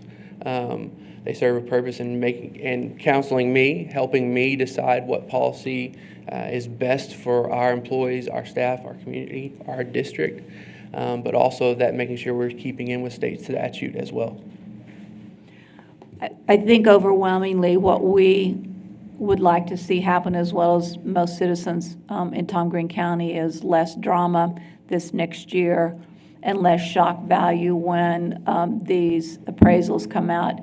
The tension, the stress, the anxiety that came with this year's appraisals was tremendous. And so I'm sure there's some PTSD involved in the appraisal district, because that was, I know, what I went through. And so I know other people did as well. So we would hope that by communicating up front, and perhaps we need to do this next year before appraisals go out, that there's some indication and some conversation publicly about what taxpayers might expect. I would agree 100%. Nobody has had a more difficult time this year than my staff. They have bared the brunt of mandated requirements that we're supposed to handle. I would also say that I am open and willing to have conversations at any time to present to the City Council, Mayor, Daniel, any time that it is needed. I would be happy to come back before notice next year to give presentation on what we've seen in the market, what we think valuation would do. I'm an open book, so I'm happy and willing to serve at any time needed. Further questions or comments, Yes, Council? Larry? When the problems first came up, I checked through some of the property rolls, and there were folks that should have been homesteading and weren't. I think it's problematic out in the community, but I wondered if your folks are advising people on possible comps, not just the homestead exemption, but disabled veterans over 65, et cetera, et cetera. Yes, sir. There is information in our notice packets along with our website that give all the qualifications for any type of exemption that you might qualify for. Most of my appraisers, when they sit down with the taxpayer, one of the first questions they ask is, do you own and occupy this home? Do you have a homestead exemption? Are you a disabled veteran that you might qualify for even a further exemption? We welcome application for exemption. We want people, even if they don't know if they will qualify, we would like to see their information in order for us to determine through the code, our attorneys, things of that nature, whether or not they do. I would say there have been times where somebody's qualified and said, I don't know if I do. It ends up being that they do. So we want them to take that extra step. But I don't have the staff to go out to everybody that has a ownership of the property to see if they own and occupy the home, right? There's certain requirements related to the homestead exemption. That's why we stress that if you do own and occupy the home as your principal residence, that you do come in and file a homestead exemption. Thank you. Yes, sir. So if I own a home and I have a homestead exemption on it, but I sell it in the month of July and move into a new one in September, does that homestead exemption automatically move to the new one, or do you have to requalify the new home for the exemption? You can only have homestead on one property in a single tax year. You can do a homestead transfer that would take place in the following year, but you can only have homestead on your principal residence in one location every calendar year. Regardless if you sold one. Regardless if you sold one. Because technically speaking, you might be buying a home that somebody else has a homestead on as well. You'll be getting the benefit of that person's exemption for the remainder of the year, right? Just like the person that buys your home is going to get the benefit of your home the remainder of the year. That answers a lot of my questions and comments and concerns that I receive from citizens. So I appreciate Yes, you ma'am. being here and bringing a lot of this information forward. Absolutely. Thank Thank you. Scott, Candy, thank y'all too for serving. Tyler, thank you. One of the other things I'll say, just letting you know about the market that the mayor brought up, and Scott Breder talked to that, he's an appraiser. The market has changed some because the interest rates have gone up substantially, but we're still seeing a lot of purchasing. San Angelo proper has less than 3 months of inventory. A normal month is 6 months, or normal year is 6 months worth of inventory. We've been lower than that. We've been at 1.3 back in 22, the early part of this year. It's moved up to about 3. So we're about half of what's normal, and 6 months is normal. So the market is changing a little bit, but not substantially real quick. But those are MLS listings. So there homes that a developer has available to be bought that might not be listed, so that number is I don't want to say artificially low, but low relative to that. Yes, it does not include new construction. Those figures are basically MLS, as you said, through the Texas Association of Realtors, who keeps up with all the stats.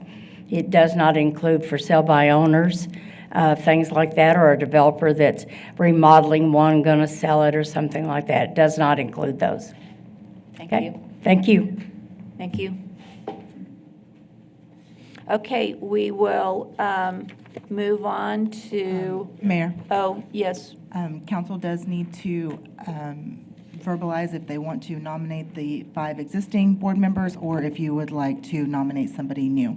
Do I have anyone who would like to nominate somebody new? Karen? Are we allowed to nominate more than one We can candidate only for nominate consideration? 5. So you could say 2 names, but in total, we can only And then nominate we- 5.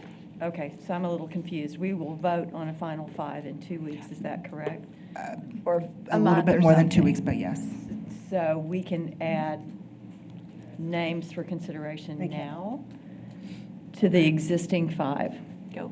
Well, sorry, just to clarify your Thank you. question. What will happen is all jurisdictions that are eligible to vote will send their nominations before October 15th. By October 30th, I will send a ballot of all those nominations. Each jurisdiction will be able to vote based on the number of votes that I've sent over. They'll be able to vote for whoever is on the nomination ballot, right? So whether you nominate one person or the 5 that that are currently members, we still have to go through the voting process. So the ballot will include every nomination that is made by any jurisdiction that is eligible to vote. So if we added 5 to the 5 that exist You can only nominate 5. total, Yeah. so, Yeah. okay. So if, Well, so let's if you just wanted say- to put forth a new name, you would have to select a current board member that you don't want to nominate. Yeah. Well, technically speaking, the jurisdiction can nominate anywhere up from 1 to 5, whether it be the jurisdiction nominates 1 or it nominates 5. You can do what is acceptable from the jurisdiction itself. But the maximum number is 5. The maximum number is 5. Yes, because in the end, there will be 5 appointed members. So do we have a list of our existing, of our current 5? We do. Yes. We do, right? Yeah. Luis Gomez, Candy Poole, Bob Reeves, Scott Tankersley, Eric Wilson. Okay. Mayor, I'd make a motion that we nominate those 5 folks. Second by Harry. Any public comment? Seeing none, we will then vote on no, we don't vote today. We do vote You'll today on just- those 5. You're voting to nominate those 5 board members. There's a motion to keep with the same 5 that are currently serving. There's been a second on that. And is there public comment? With no public comment, we'll take a vote. All those in favor say aye. Aye. Aye. 7-0.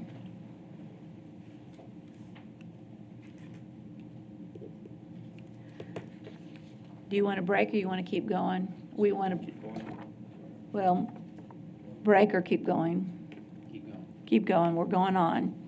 All right, item D, consider approving a request for funding from the Infill Empowerment Zone Program for infrastructure funding up to 50% of costs for water, sewer, fire, hydrants, and related costs in an amount not to exceed $160,854 for the Shriners Point subdivision. Section 2, located on Bloom Street, south of 40th Street, and authorizing the city manager to negotiate and execute all related documents. John, you're on. Thank you. John James, Director of Planning and Development Services. This is just a map showing the general location of the site that we're talking about. It is just off of Armstrong here, and then Bloom Street and 40th are right there. So it's kind of a vacant area, and you'll see that better in a second. This is the proposed preliminary plat. So this shows the entirety of the subdivision in that area. So all of this area is vacant now, but this has all been preliminarily platted with the lots as you see them.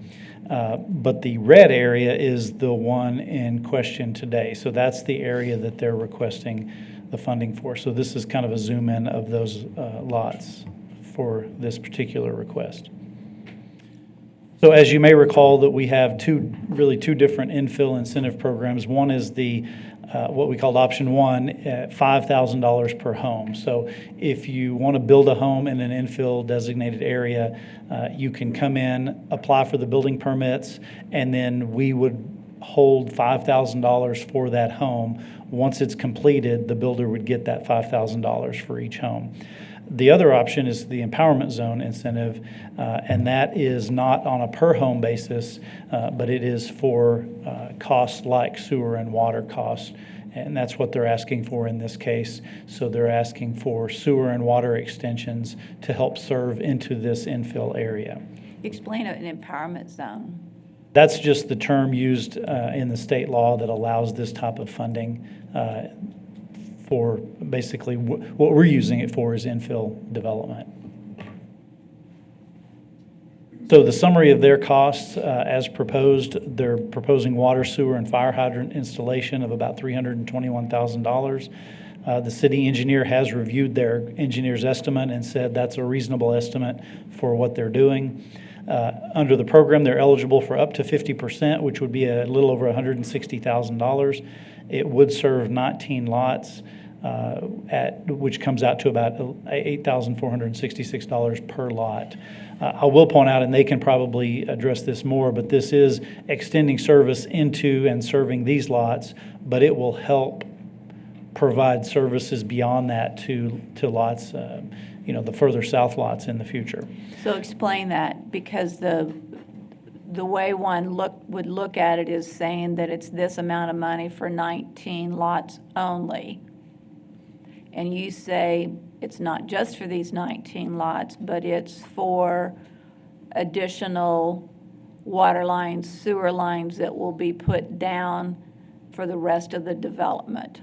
No, and again, the applicant can probably better answer this. I don't think it's extending the lines into that undeveloped area, but by developing this, it goes a long way towards helping them then be able to develop those additional lots. How's that? Just by getting the first set of water and sewer lines into the ground for the first part of this development. I'll note that there is a currently available funding of $200,000. That's actually a little off. We just checked, and the $200,000 is what you've allotted for the current fiscal year that just started October 1st. There is about $5,689 left over from last year. Not a huge amount, but that does put this currently available funding to a little over $205,000. You'll note that this 160 that they're requesting is a little over 3/4 of that available funding. And when a similar request came 2 or 3 years ago, one of the concerns raised by the council was giving that much of a percentage of the full amount to one development. At the time, you discussed possibly limiting the amount to any one developer to a certain cap. That really never got fleshed out. So there is no cap. You are able to authorize all 160,000 that they're requesting. And as you can see, with the 5,000, we didn't quite use all of that 200,000 this year. And so in the past, we've had some additional carryover. May I ask a question? Sorry for interrupting.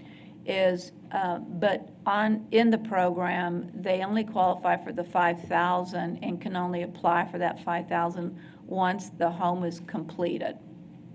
If they use the option 1 funding, yes, they could only get to a maximum of 5,000 per house, and they would only receive that after the house is completed. That's right. So when you say there's 5,000 left over, there could be homes that are being built right now but are not completed that might come forward and ask for funding.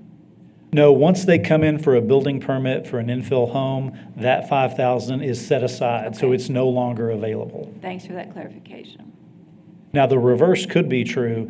If there are some people who came in for permits, we set aside 5,000 for them. They didn't end up completing it, or they didn't do it on time. Some of that could come back into the pot in the future. I don't believe that's ever happened, but that is a possibility.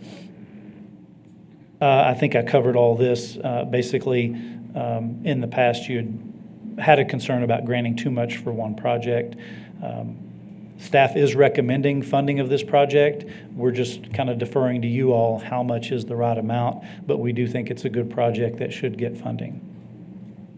Tom, it's in your area, so I'm going to let you go first. So John, how many people typically request funding every year? So, I will lead with, I'm telling you why I asked this. It's a large amount of money. It's a high percentage of the available funds. Love the project. We love the goal of doing things, and we need this housing. But I don't want to short, and going back on to what I brought up a couple of weeks ago in council, I hate to give it all to one and then have the risk of others coming forth and not being able to apply for, you would say, worthy projects that were just as equitable in value. So do we run a risk of not being able to fulfill other requests, and have we seen that many requests in the past? It just varies by year. Like I said, this past year that we just completed, we spent it all except for about 5,000. I think in other years, we've sometimes had a little bit bigger of a carryover where not all the money was requested. So it's kind of a risk both ways. If, you give this all to them, and then we get a bunch of people wanting to come in and you don't have enough money to help. The flip side, though, is you say, well, let's cut theirs down, and then we don't get those more requests, and so we're carrying over more money because we didn't spend it all.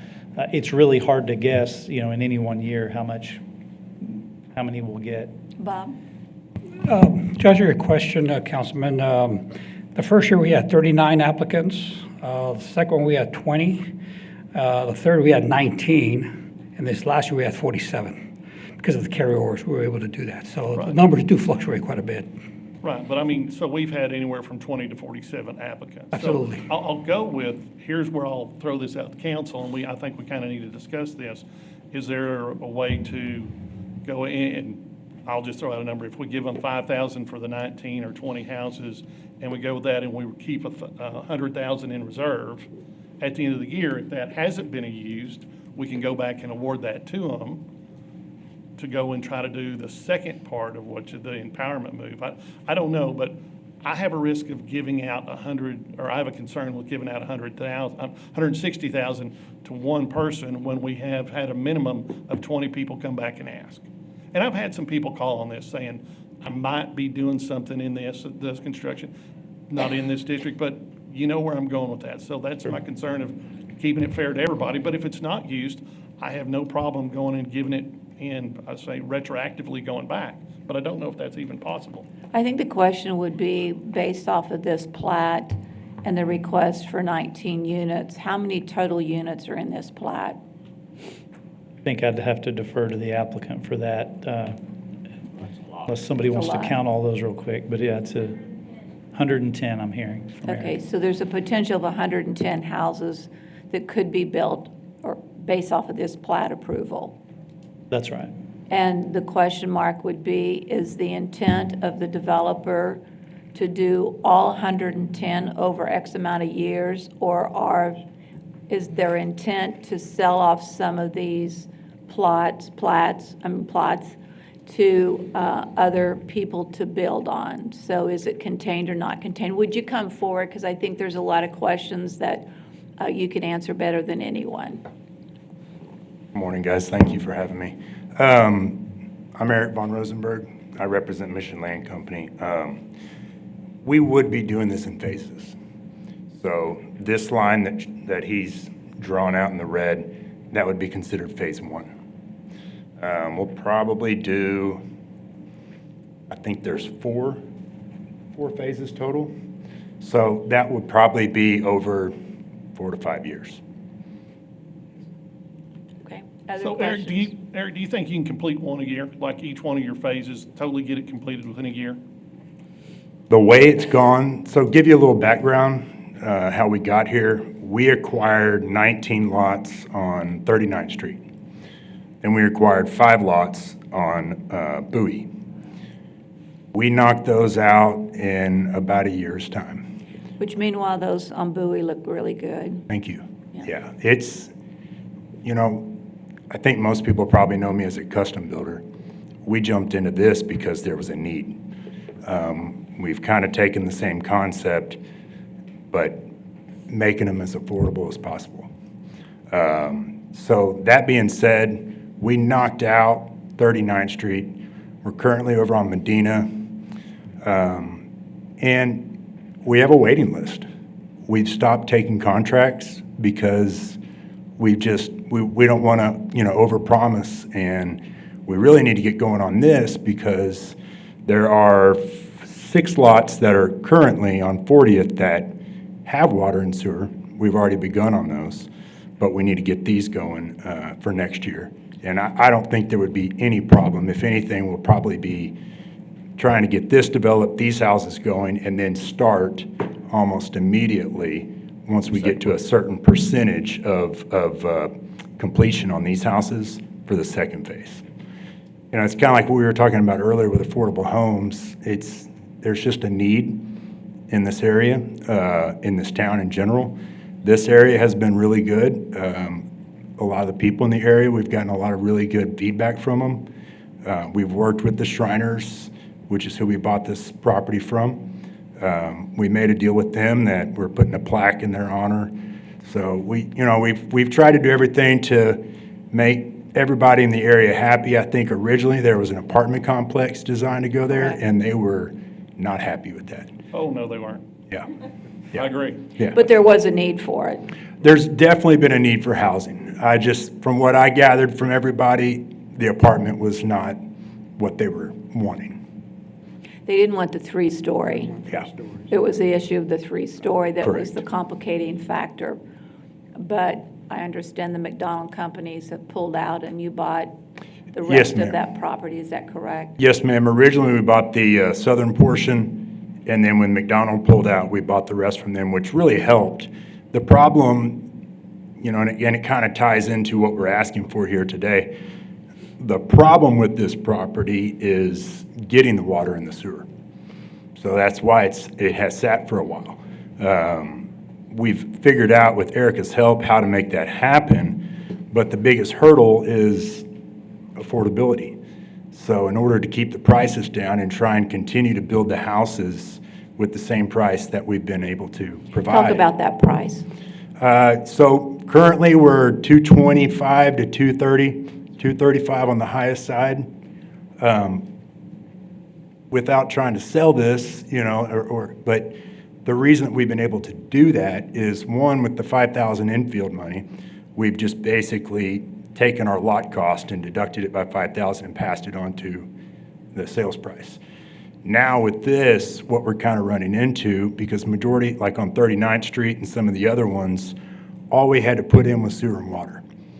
With this one, we've got the sewer, the water, the streets, the curbs, the clearing, everything else that's involved. So it's a little bit more difficult to maintain that price point, but that's what we want to do, because that's what we've established with everybody that wants one of these houses. And so that's where this funding would significantly help us. So with the funding, Eric, because you mentioned streets and curbs, so does this only put in the streets and the curb and gutter within that red district, or The way the further? program works with the infield, it is strictly sewer and water. So that's why, we're responsible for streets, curbs, all the rest of the infrastructure that has to go in. And that sewer water would simply be for those 19 homes, so there's no sewer or water extended into this further than the red marked area. Correct, but kind of what we were talking about earlier, John was talking about, what it does is it provides access for the future phases. So once we get it down south, coming down Blum Street, then once we begin phase 2, our taps are there and they're ready to go. So kind of knocks out two birds with one stone. Yes, Tommy? Oh, wait a minute. Harry wanted to say something a minute ago, so let me backtrack. Yes, sir. Thank you. I appreciate that. I agree with Tom. This is a project it's needed, especially in this particular area. I'm just a little concerned spending $160,000 out of $200,000. I'd rather we go back and take a look at the $5,000 per unit and see if that will work. Tommy? It occurs to me, maybe what we might consider is a one-time addition to the program. Another 100,000, another 200,000, just to the program to assist this project. This is on a much larger scale, but we had a project 2 weeks ago. One of your colleagues here in town over on Edgewood Street. So I assume these may be similar time. That's not the point here, but maybe we would consider a one-time addition to the program of whatever amount council deemed appropriate to help with this. But then I guess somebody could say, well, okay, then we could come back and do that if we have other projects. If we have more projects than we have available funding for, we can come back and do that at a later date. I think Mr. Von Rosenberg is correct. There is pretty obviously a need for this price point in town. Our housing study bore that out.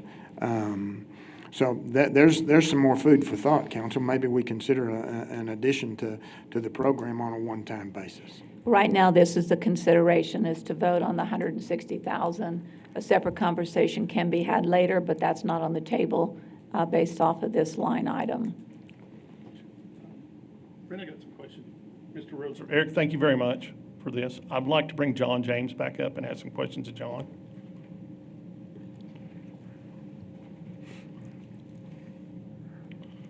So John, looking at flexibility, what we have with basically the funds here,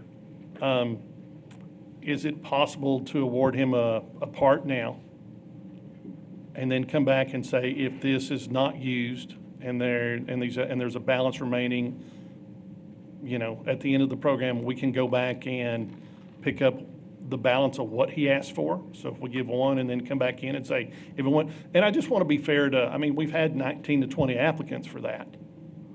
So I want to see if there's a way to actually do that. I mean, we get him half the way or a little more. And then, you know, I was thinking more like 6,000 a spot, you know, which would put him, I think, around 114 and then go, because I mean, if you split out the shortage there versus the 160, we're not too far off. It's a couple thousand a plat, but I mean, a lot. But anyway, at the end of the year, if we haven't awarded the 2,000, we come back and pick up any of the balance.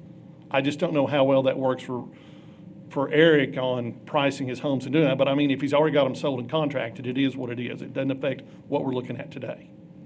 Yeah, I think we could do that. And then again, at the end of the year, if we hold that money, if there's extra, then it gets them. I guess that's a question for them, how that works financially for them. But I would guess they'd be happy with whatever you give them. But well, I have gotten a couple phone calls, and it's been in the past, 48 hours. But there's people that have these and go, is that all that's going to be awarded? Going back to what Hebert just brought up, is that all the funding that's available? And I'll go back to what Brenda said. We're voting on what we're working on today. I don't know the scope of where that will go in the future, but this is what we're working on tomorrow. And I am so glad to see this thing started. I just don't want to cut somebody out for just not being here today. Eric, what time frame would these, so you start work tomorrow, when would the first house be completed or these be completed for purchase? So to give you an idea, the first 6 right there on 40th, that's not included in this red section. We have 4 pads down right now. Those will be completed in roughly 3 to 4 months. After that, we probably have another 5 or 6 months easily just getting everything in the red zone right there to the point where we can even begin construction. So we're kind of not necessarily behind the 8 ball, but as far as inventory or what the demand is, there might be a gap there because there's just a lot of people who need these houses. So I don't know if that answers your question or not. It does. Okay. Thank you. Yeah. Well, further questions for Eric? Mayor. Yes, go ahead, Lucy. I just wanted to make a comment. My opinion or my state on this item is that I believe that we should go ahead and, I think it's a great project. I think it's wonderful. People do need the homes and everything, but I still think that we need to stay with the criteria that we had for the infill incentive funding program with option 2 and just award them the 50% for the sewer and water extension so that other people, if they do need this money for them to do another project, that the money will be there. And I'm not opposed to doing what Thompson said as far as at the end, if there's money left, we can award it. but I do believe that we need to stick with what we originally stated in our criteria. Because if we don't, then we're going to be changing this, and not only in this program, but in other programs. So that's my stand on that.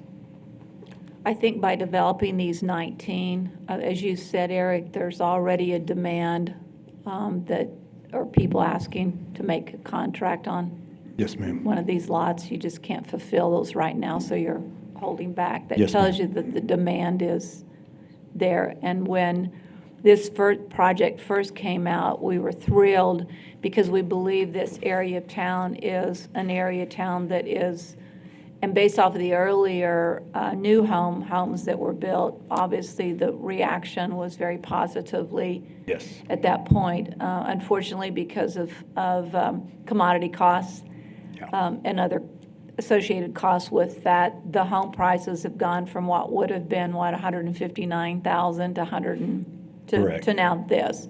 I doubt that there's been a whole lot of upgrades from those original houses. It's just the cost of labor and the cost of the supply chain and commodities. So they're good homes for the value, and it's, in today's world, I think, something that's really needed.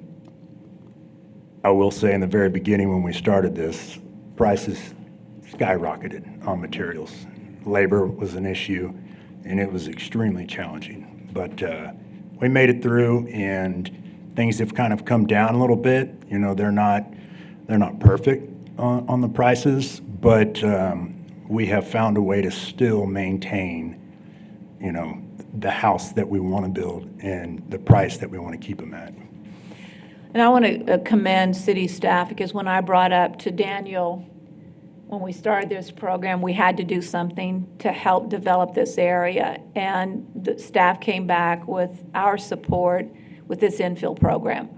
And that infill program has been a good catalyst for development in this area. And what we found was that when on a block, when a home had been built, then the neighbors all of a sudden started painting their homes and started cleaning up their yards, Right. and that it improved the neighborhood. So all the things that we wanted, and Daniel, you supported this infill program, and we came up with the funds to do it back then, and I thank you for supporting that. It is important, and it is an important project. We can decide later what the future might be, but today let's make a decision on the request for these 19 lots and allow him to move forward. So at this point, I would accept, go ahead. Eric, I want to run this by you. I'm going to make this motion, and I'm going to kind of tell you my reason for it. Okay. I want a motion to give you $6,000 per lot, which is $114,000. Okay. All right.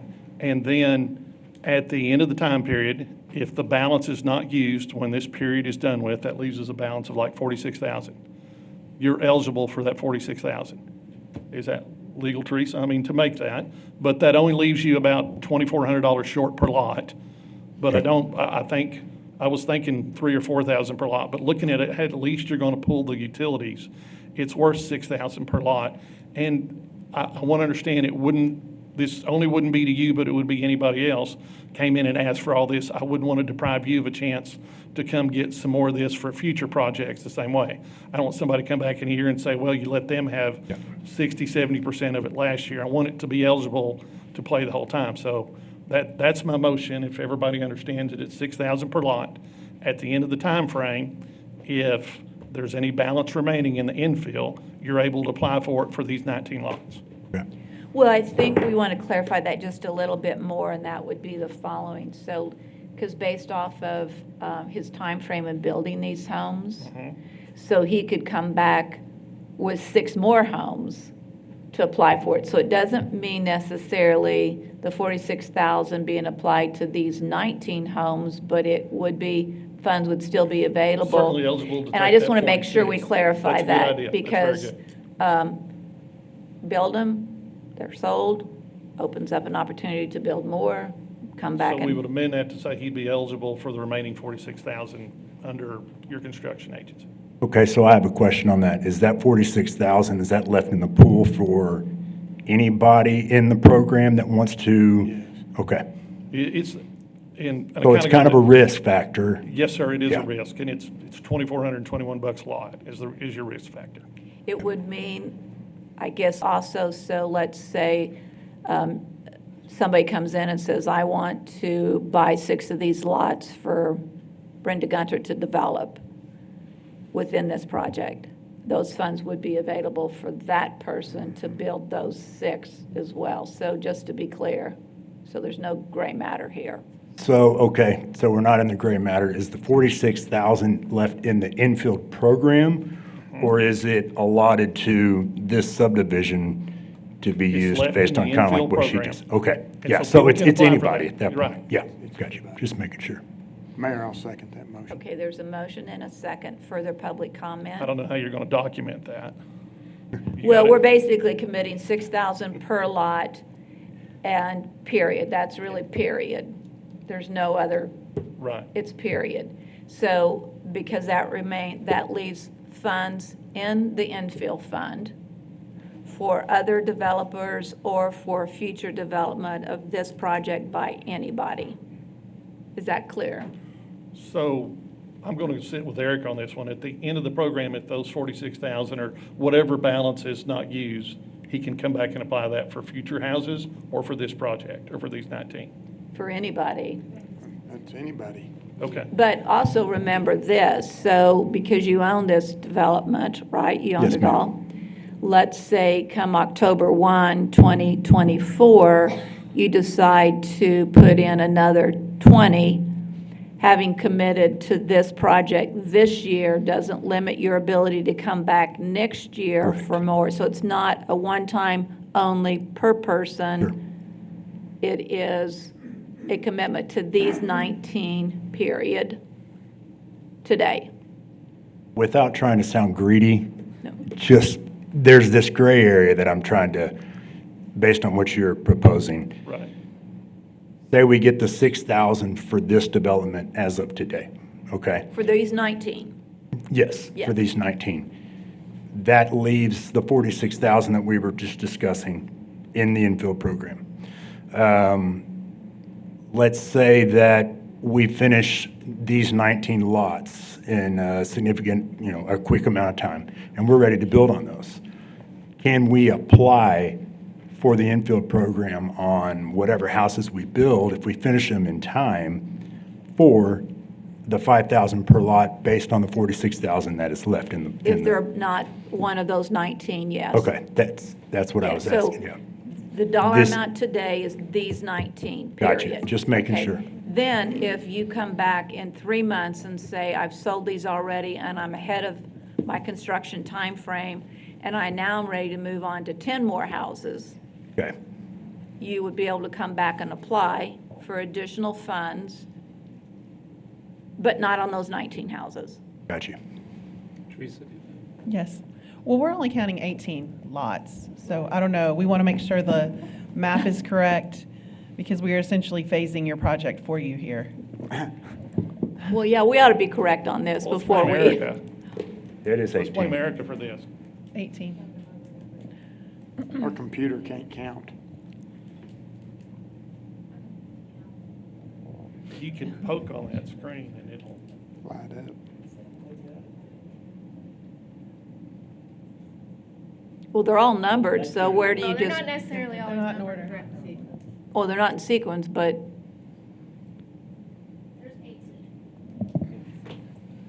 Good catch. Okay, let the record show the lawyer got the map. Good- over good there. those lawyers get you in trouble every time, Good don't catch. they? We- Go, let's be real clear on this. Let me go, this may be my error, let's see. Surely not. Oh. Surely not, John. Surely Because not. Yeah, this lot 8 right there at the bottom should have been in the red area. So you Ah. see here, so there are Oh, 19. Eric. Bring that line down there. So It's we're just always going to need an about the red exhibit, line. so if this is the better exhibit to show what we're talking about, then let's use this instead of this. Okay. Okay. And I Are just we want to all- clarify one thing that was said earlier. I think there was a question asked that any of the money does need to be reimbursement for this project. He can't apply it to whatever houses. And I know to some extent that's just accounting, but if for some reason he comes back and whatever that total amount is, the 50% is less than what is left over, that he can only get the 50% under the program. Well, what we have very clearly said was this money approved today applies only to these 19 houses. Yes, ma'am. Very clearly I've said that. Is there any confusion? Because I've said that 2 or 3 times. Got it. So your question, Mayor, I have a Teresa. question. Yes, Lucy? I wanted to just clarify. You said, so instead of giving him 5,000, we're allowing 6,000 per home. Is that correct? Correct. Okay. That's the motion on the floor. Okay. The motion on the floor is for $6,000 per lot with a total number of 19 lots. That's the motion. Did we answer your question, Teresa? Are you clear on the remainder? Yes, Heather's clear, so. Okay, okay. We've had a motion and a second. Any public comment? With no public comment, we will take a vote. All those in favor say aye. Aye. Lucy? Nay. Motion passes 6-1. Thank you, guys. Gary, get building. Yes, ma'am.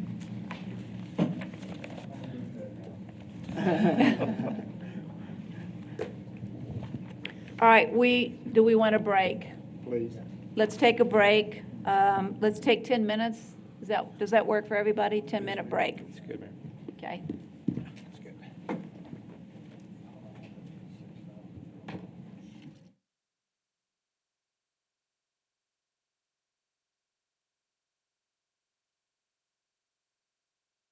Back to order at 10:55 a.m. We will move on through the agenda, so we are at item E, which is consider approving a resolution electing to participate in tax abatement agreements pursuant to the Property Redevelopment and Tax Abatement Act, Chapter 312 of the Texas Tax Code. And Michael, you're on. Good morning, Mayor and Council. Michael Dane, Interim Economic Development Director. Items E and F go together, really. They're both related to a tax abatement program. So item F is first reading and public hearing of an ordinance reauthorizing Article 1.09 taxation, Division 3 Uniform Tax Abatement Policy of the City Code of Ordinances, which expired November 15th, 2018. A few weeks back, we brought to you a ratification of a COSA-DC item for a project. One of the things we discussed as part of that was the possibility of a tax abatement, which would be something. Would a tax abatement be something that council would consider? And as I recall, the direction was, let's jump through the hoops and let's see where the hoops take us. These are the beginnings, the first few hoops, the first couple of hoops to jump through. We are required to pass a resolution and then pass an ordinance related to the creation of a tax abatement program. So we've had this before. They automatically sunset in 2 years. This one's the one we had went through sunset. Now that we have a project which we might contemplate an abatement for, we need to consider reestablishing the program, and that's what we're talking about today, the beginnings of reestablishing that program.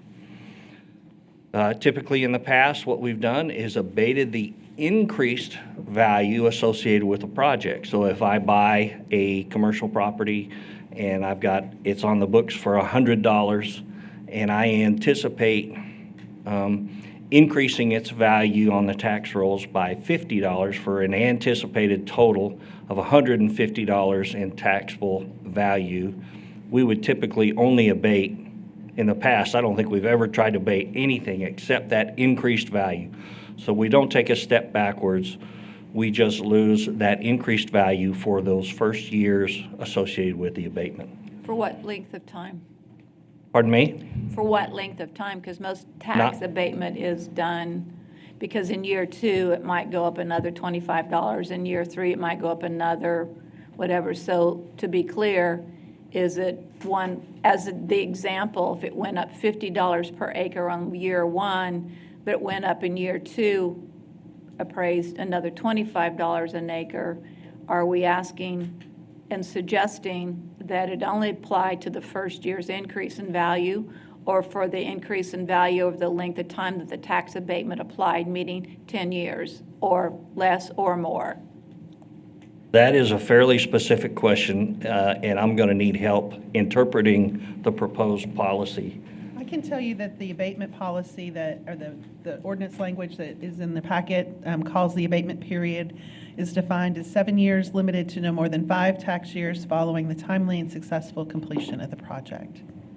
So the project, if they were to build a building on it, the abatement increase in value would not start until that building was completed. So if year 1, they bought the land, it's $100 an acre, the building was completed in 2 years, but by then the appraised value went up $175 per acre, it would only be based off a total completion of the building as well as the occupancy of that building.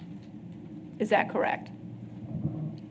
Do you want to answer part of that? I'll tell you that that's correct for a period of 5 years after the completion of the building. Bob Schneeman, Economic Development Project Manager.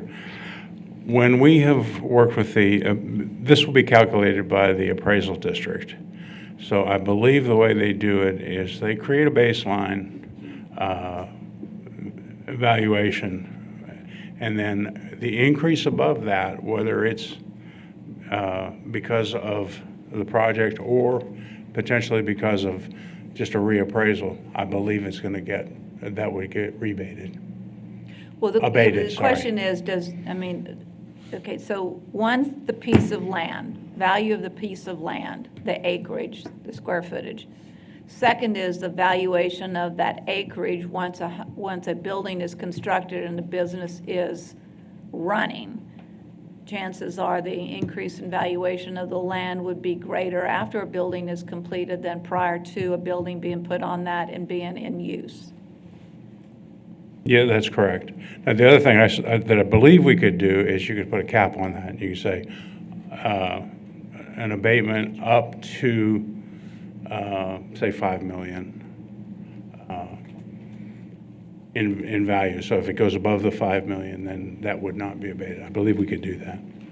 So I think the question that one would have on this is the following, is that based off a new tax law or legislative law, the law says today that we can only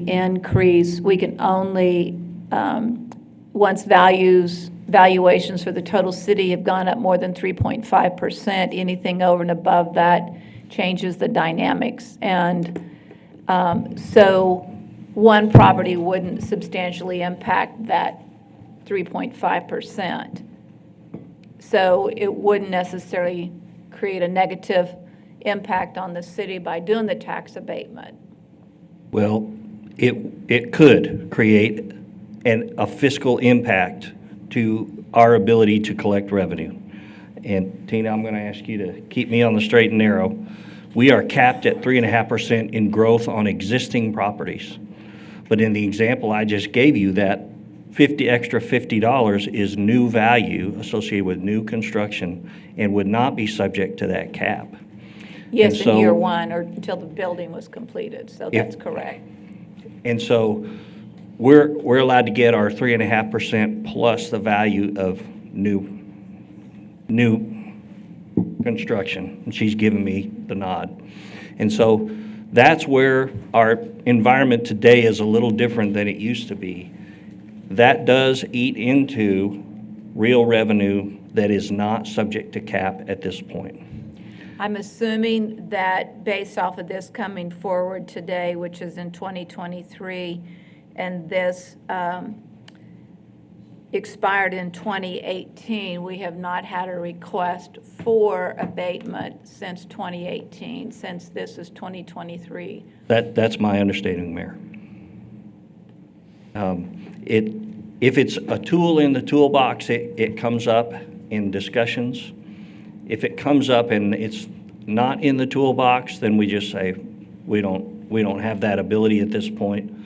However, if we had a big project come through and that was a key part of the project, we would still approach council and make sure you had the opportunity to approve what you thought was in the city's interest.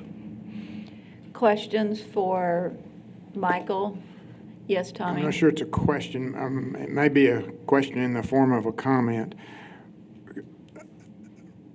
Regardless of whether we have this tool in place, if we don't have it in place and we have a project, we're going to have to go through the very same steps we are looking at taking today, correct? That's my understanding, and that's exactly where we find ourselves. We have a project where they have contemplated the benefits of a tax abatement. We discussed that possibility here, and our understanding was y'all said, bring it back. Let's begin stepping through that process and see if it's something we're interested in. And so if this does not move forward, and next year or later this year, we have a project come through, we will still say, council, we don't have this program in place. In order to give an abatement to make this project go, or to put a package of benefits together for a prospect, we would still say, council, do you want us to jump through these hoops and create the program so that we can do this? If the program is, if the steps have been properly gone through and approved by council, and you bring us a project for abatement, we have to say it's an up or down, yes or no vote on every single project that you would bring to us. So we would have the opportunity, if the program's in place, it seems to me it just eliminates some of the steps that we're having to go through if we want to even consider it. If it's in place, we still have the opportunity to say yes or no to any specific request for an abatement, correct? That's my understanding, and I wouldn't want to bargain away council's authority to. Brandon's got something to say. Just to clarify the process, so there's essentially 6 steps. I mean, the first 2 steps we're doing today is the resolution saying you want to participate in abatement, and the second one is to create the criteria which we had previously adopted by ordinance. So it's just reauthorizing that same criteria. The next step, the third step, would be to actually create the zone where properties could apply for the abatement. That has to be done by ordinance to create the zone. So that would come back to you then. And then beyond that, then a property owner in that zone could apply and say, we want to have an abatement agreement. That agreement also has to come back to you. So you're essentially seeing it 2 more times. And then you'd approve that agreement, and then we have to give some reports or notices to the other taxing entities and the comptroller. So you'd see it again per project. And approval today doesn't mean you have to approve a project. The statute and our criteria makes clear it's totally discretionary to Every approve single a project. request has Right. an up or down vote. Right. Gotcha. Even if they meet the criteria, you can still say no at that point. Thank you. Very quickly, as a point of clarification, a zone can be an individual piece of property. So somebody comes in and they want a tax abatement, their property has to be declared, or declared is a good word, I guess, a reinvestment zone. But it can be just that piece of property. We don't have to say, okay, it's all of these properties. So just wanted to clarify that. Is there a project out there as we speak that this applies to? We have talked about the technology tower project. Yeah. And Asking, so it's public. We did, yeah. And as from a practical standpoint, creating the zone, I think the way that they're working it through the county and the way we had anticipated working it is that we would create that zone each time we had a project. In other words, we wouldn't take a big broad brush and create a big zone. We would bring that zone designation for each project. And so you would have authority over that also. And so from a practical standpoint, This makes moving through that process quicker. However, we can still move that process if at some future point you want a project to go through that. Council still retains authority over those. You're not giving any autonomy to staff if we approve this. A tax abatement, if we approved a tax abatement as a city, then the county could also approve a tax abatement. And then does the school district also approve a tax abatement, or is this a tax abatement on city level only? We are working on city only. The county would have to approve theirs, and I am not an expert, and I do not have knowledge about the school district's ability to grant tax abatements. Teresa, do you know if school districts do tax abatements? I do not know. I know that their rules are different than ours, and we can do things that they can't do often, but I'm not sure. But again, today, we're just setting the rules for people to come to us. They're like, if you meet this criteria, then you can come to us and start having a conversation about whether or not we're going to abate your taxes. It's not making a decision for anybody today. That doesn't happen until multiple decisions down the road. And I don't believe that school districts are allowed to do an abatement. Mayor? Yes, sir. I'm in favor of both E and F. To me, it's just a tool that we give ourselves to work with someone that it may be beneficial. It may help us, I'll say, land a deal or assist an existing business. So I would move approval, if it's appropriate, I'd move approval for both items E and F. I will ask first if there's any questions or comments from other city council members before I bring that motion to the floor. Lucy, do you have any questions or comments? No, ma'am, I do not. Okay. With that, then we have a motion to, can we lump E and F together, or do we need a motion on each?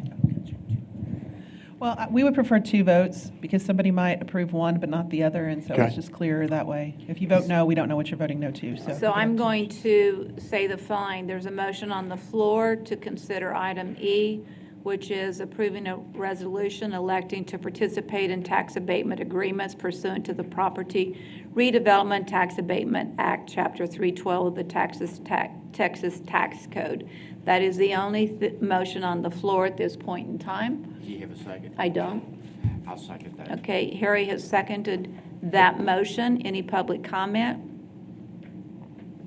There's none, so we will take a vote. All those in favor of item E, say aye. Aye. Aye. Motion passes 7-0.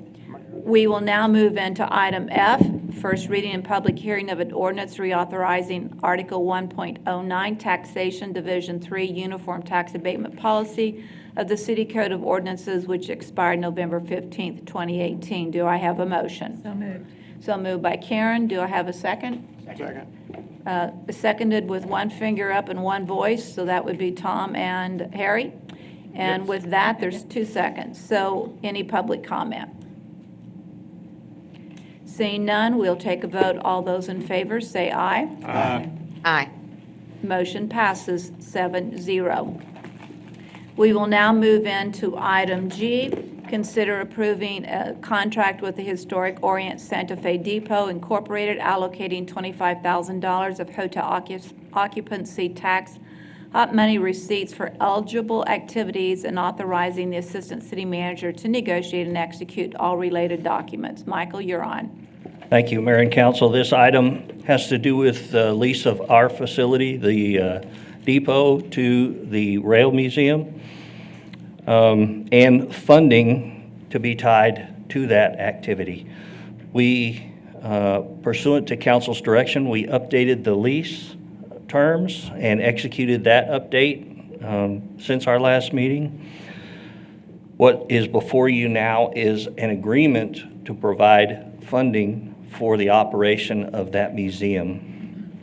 The fundamentals of the agreement were pulled from another existing agreement and then modified, updated to reflect the historic preservation character of this agreement. The amount is proposed at $25,000, which is what had been previously discussed and brought back at your direction. The eligible activities are what?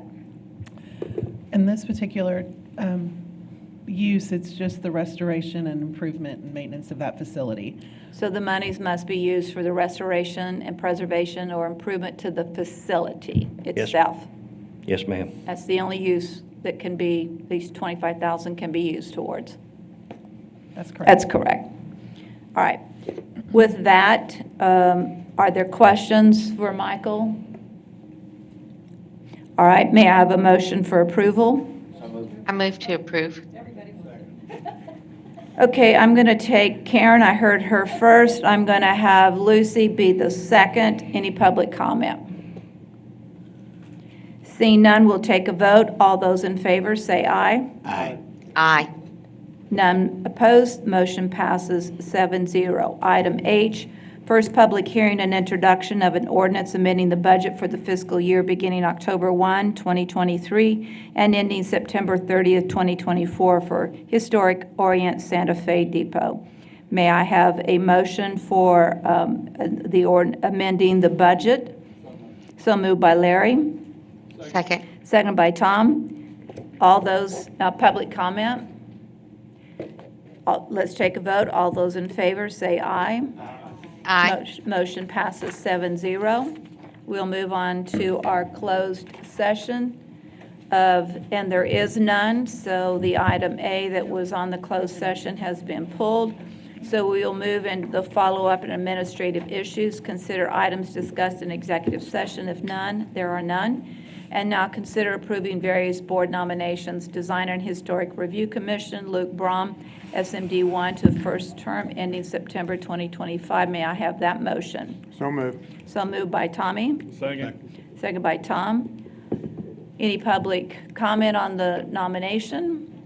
Seeing none, we'll take a vote. All those in favor say aye. Aye. Motion Aye. passes 7-0. Item C, announcements and consideration for future agenda items. Seeing none, hearing none, may I have a motion for adjournment? So moved. Second. Motion by Tommy, a second by Tom. All those in favor say aye. Aye. Aye. Motion passes. Meeting is officially adjourned at 11:15 a.m. on this on this Tuesday, October the 3rd.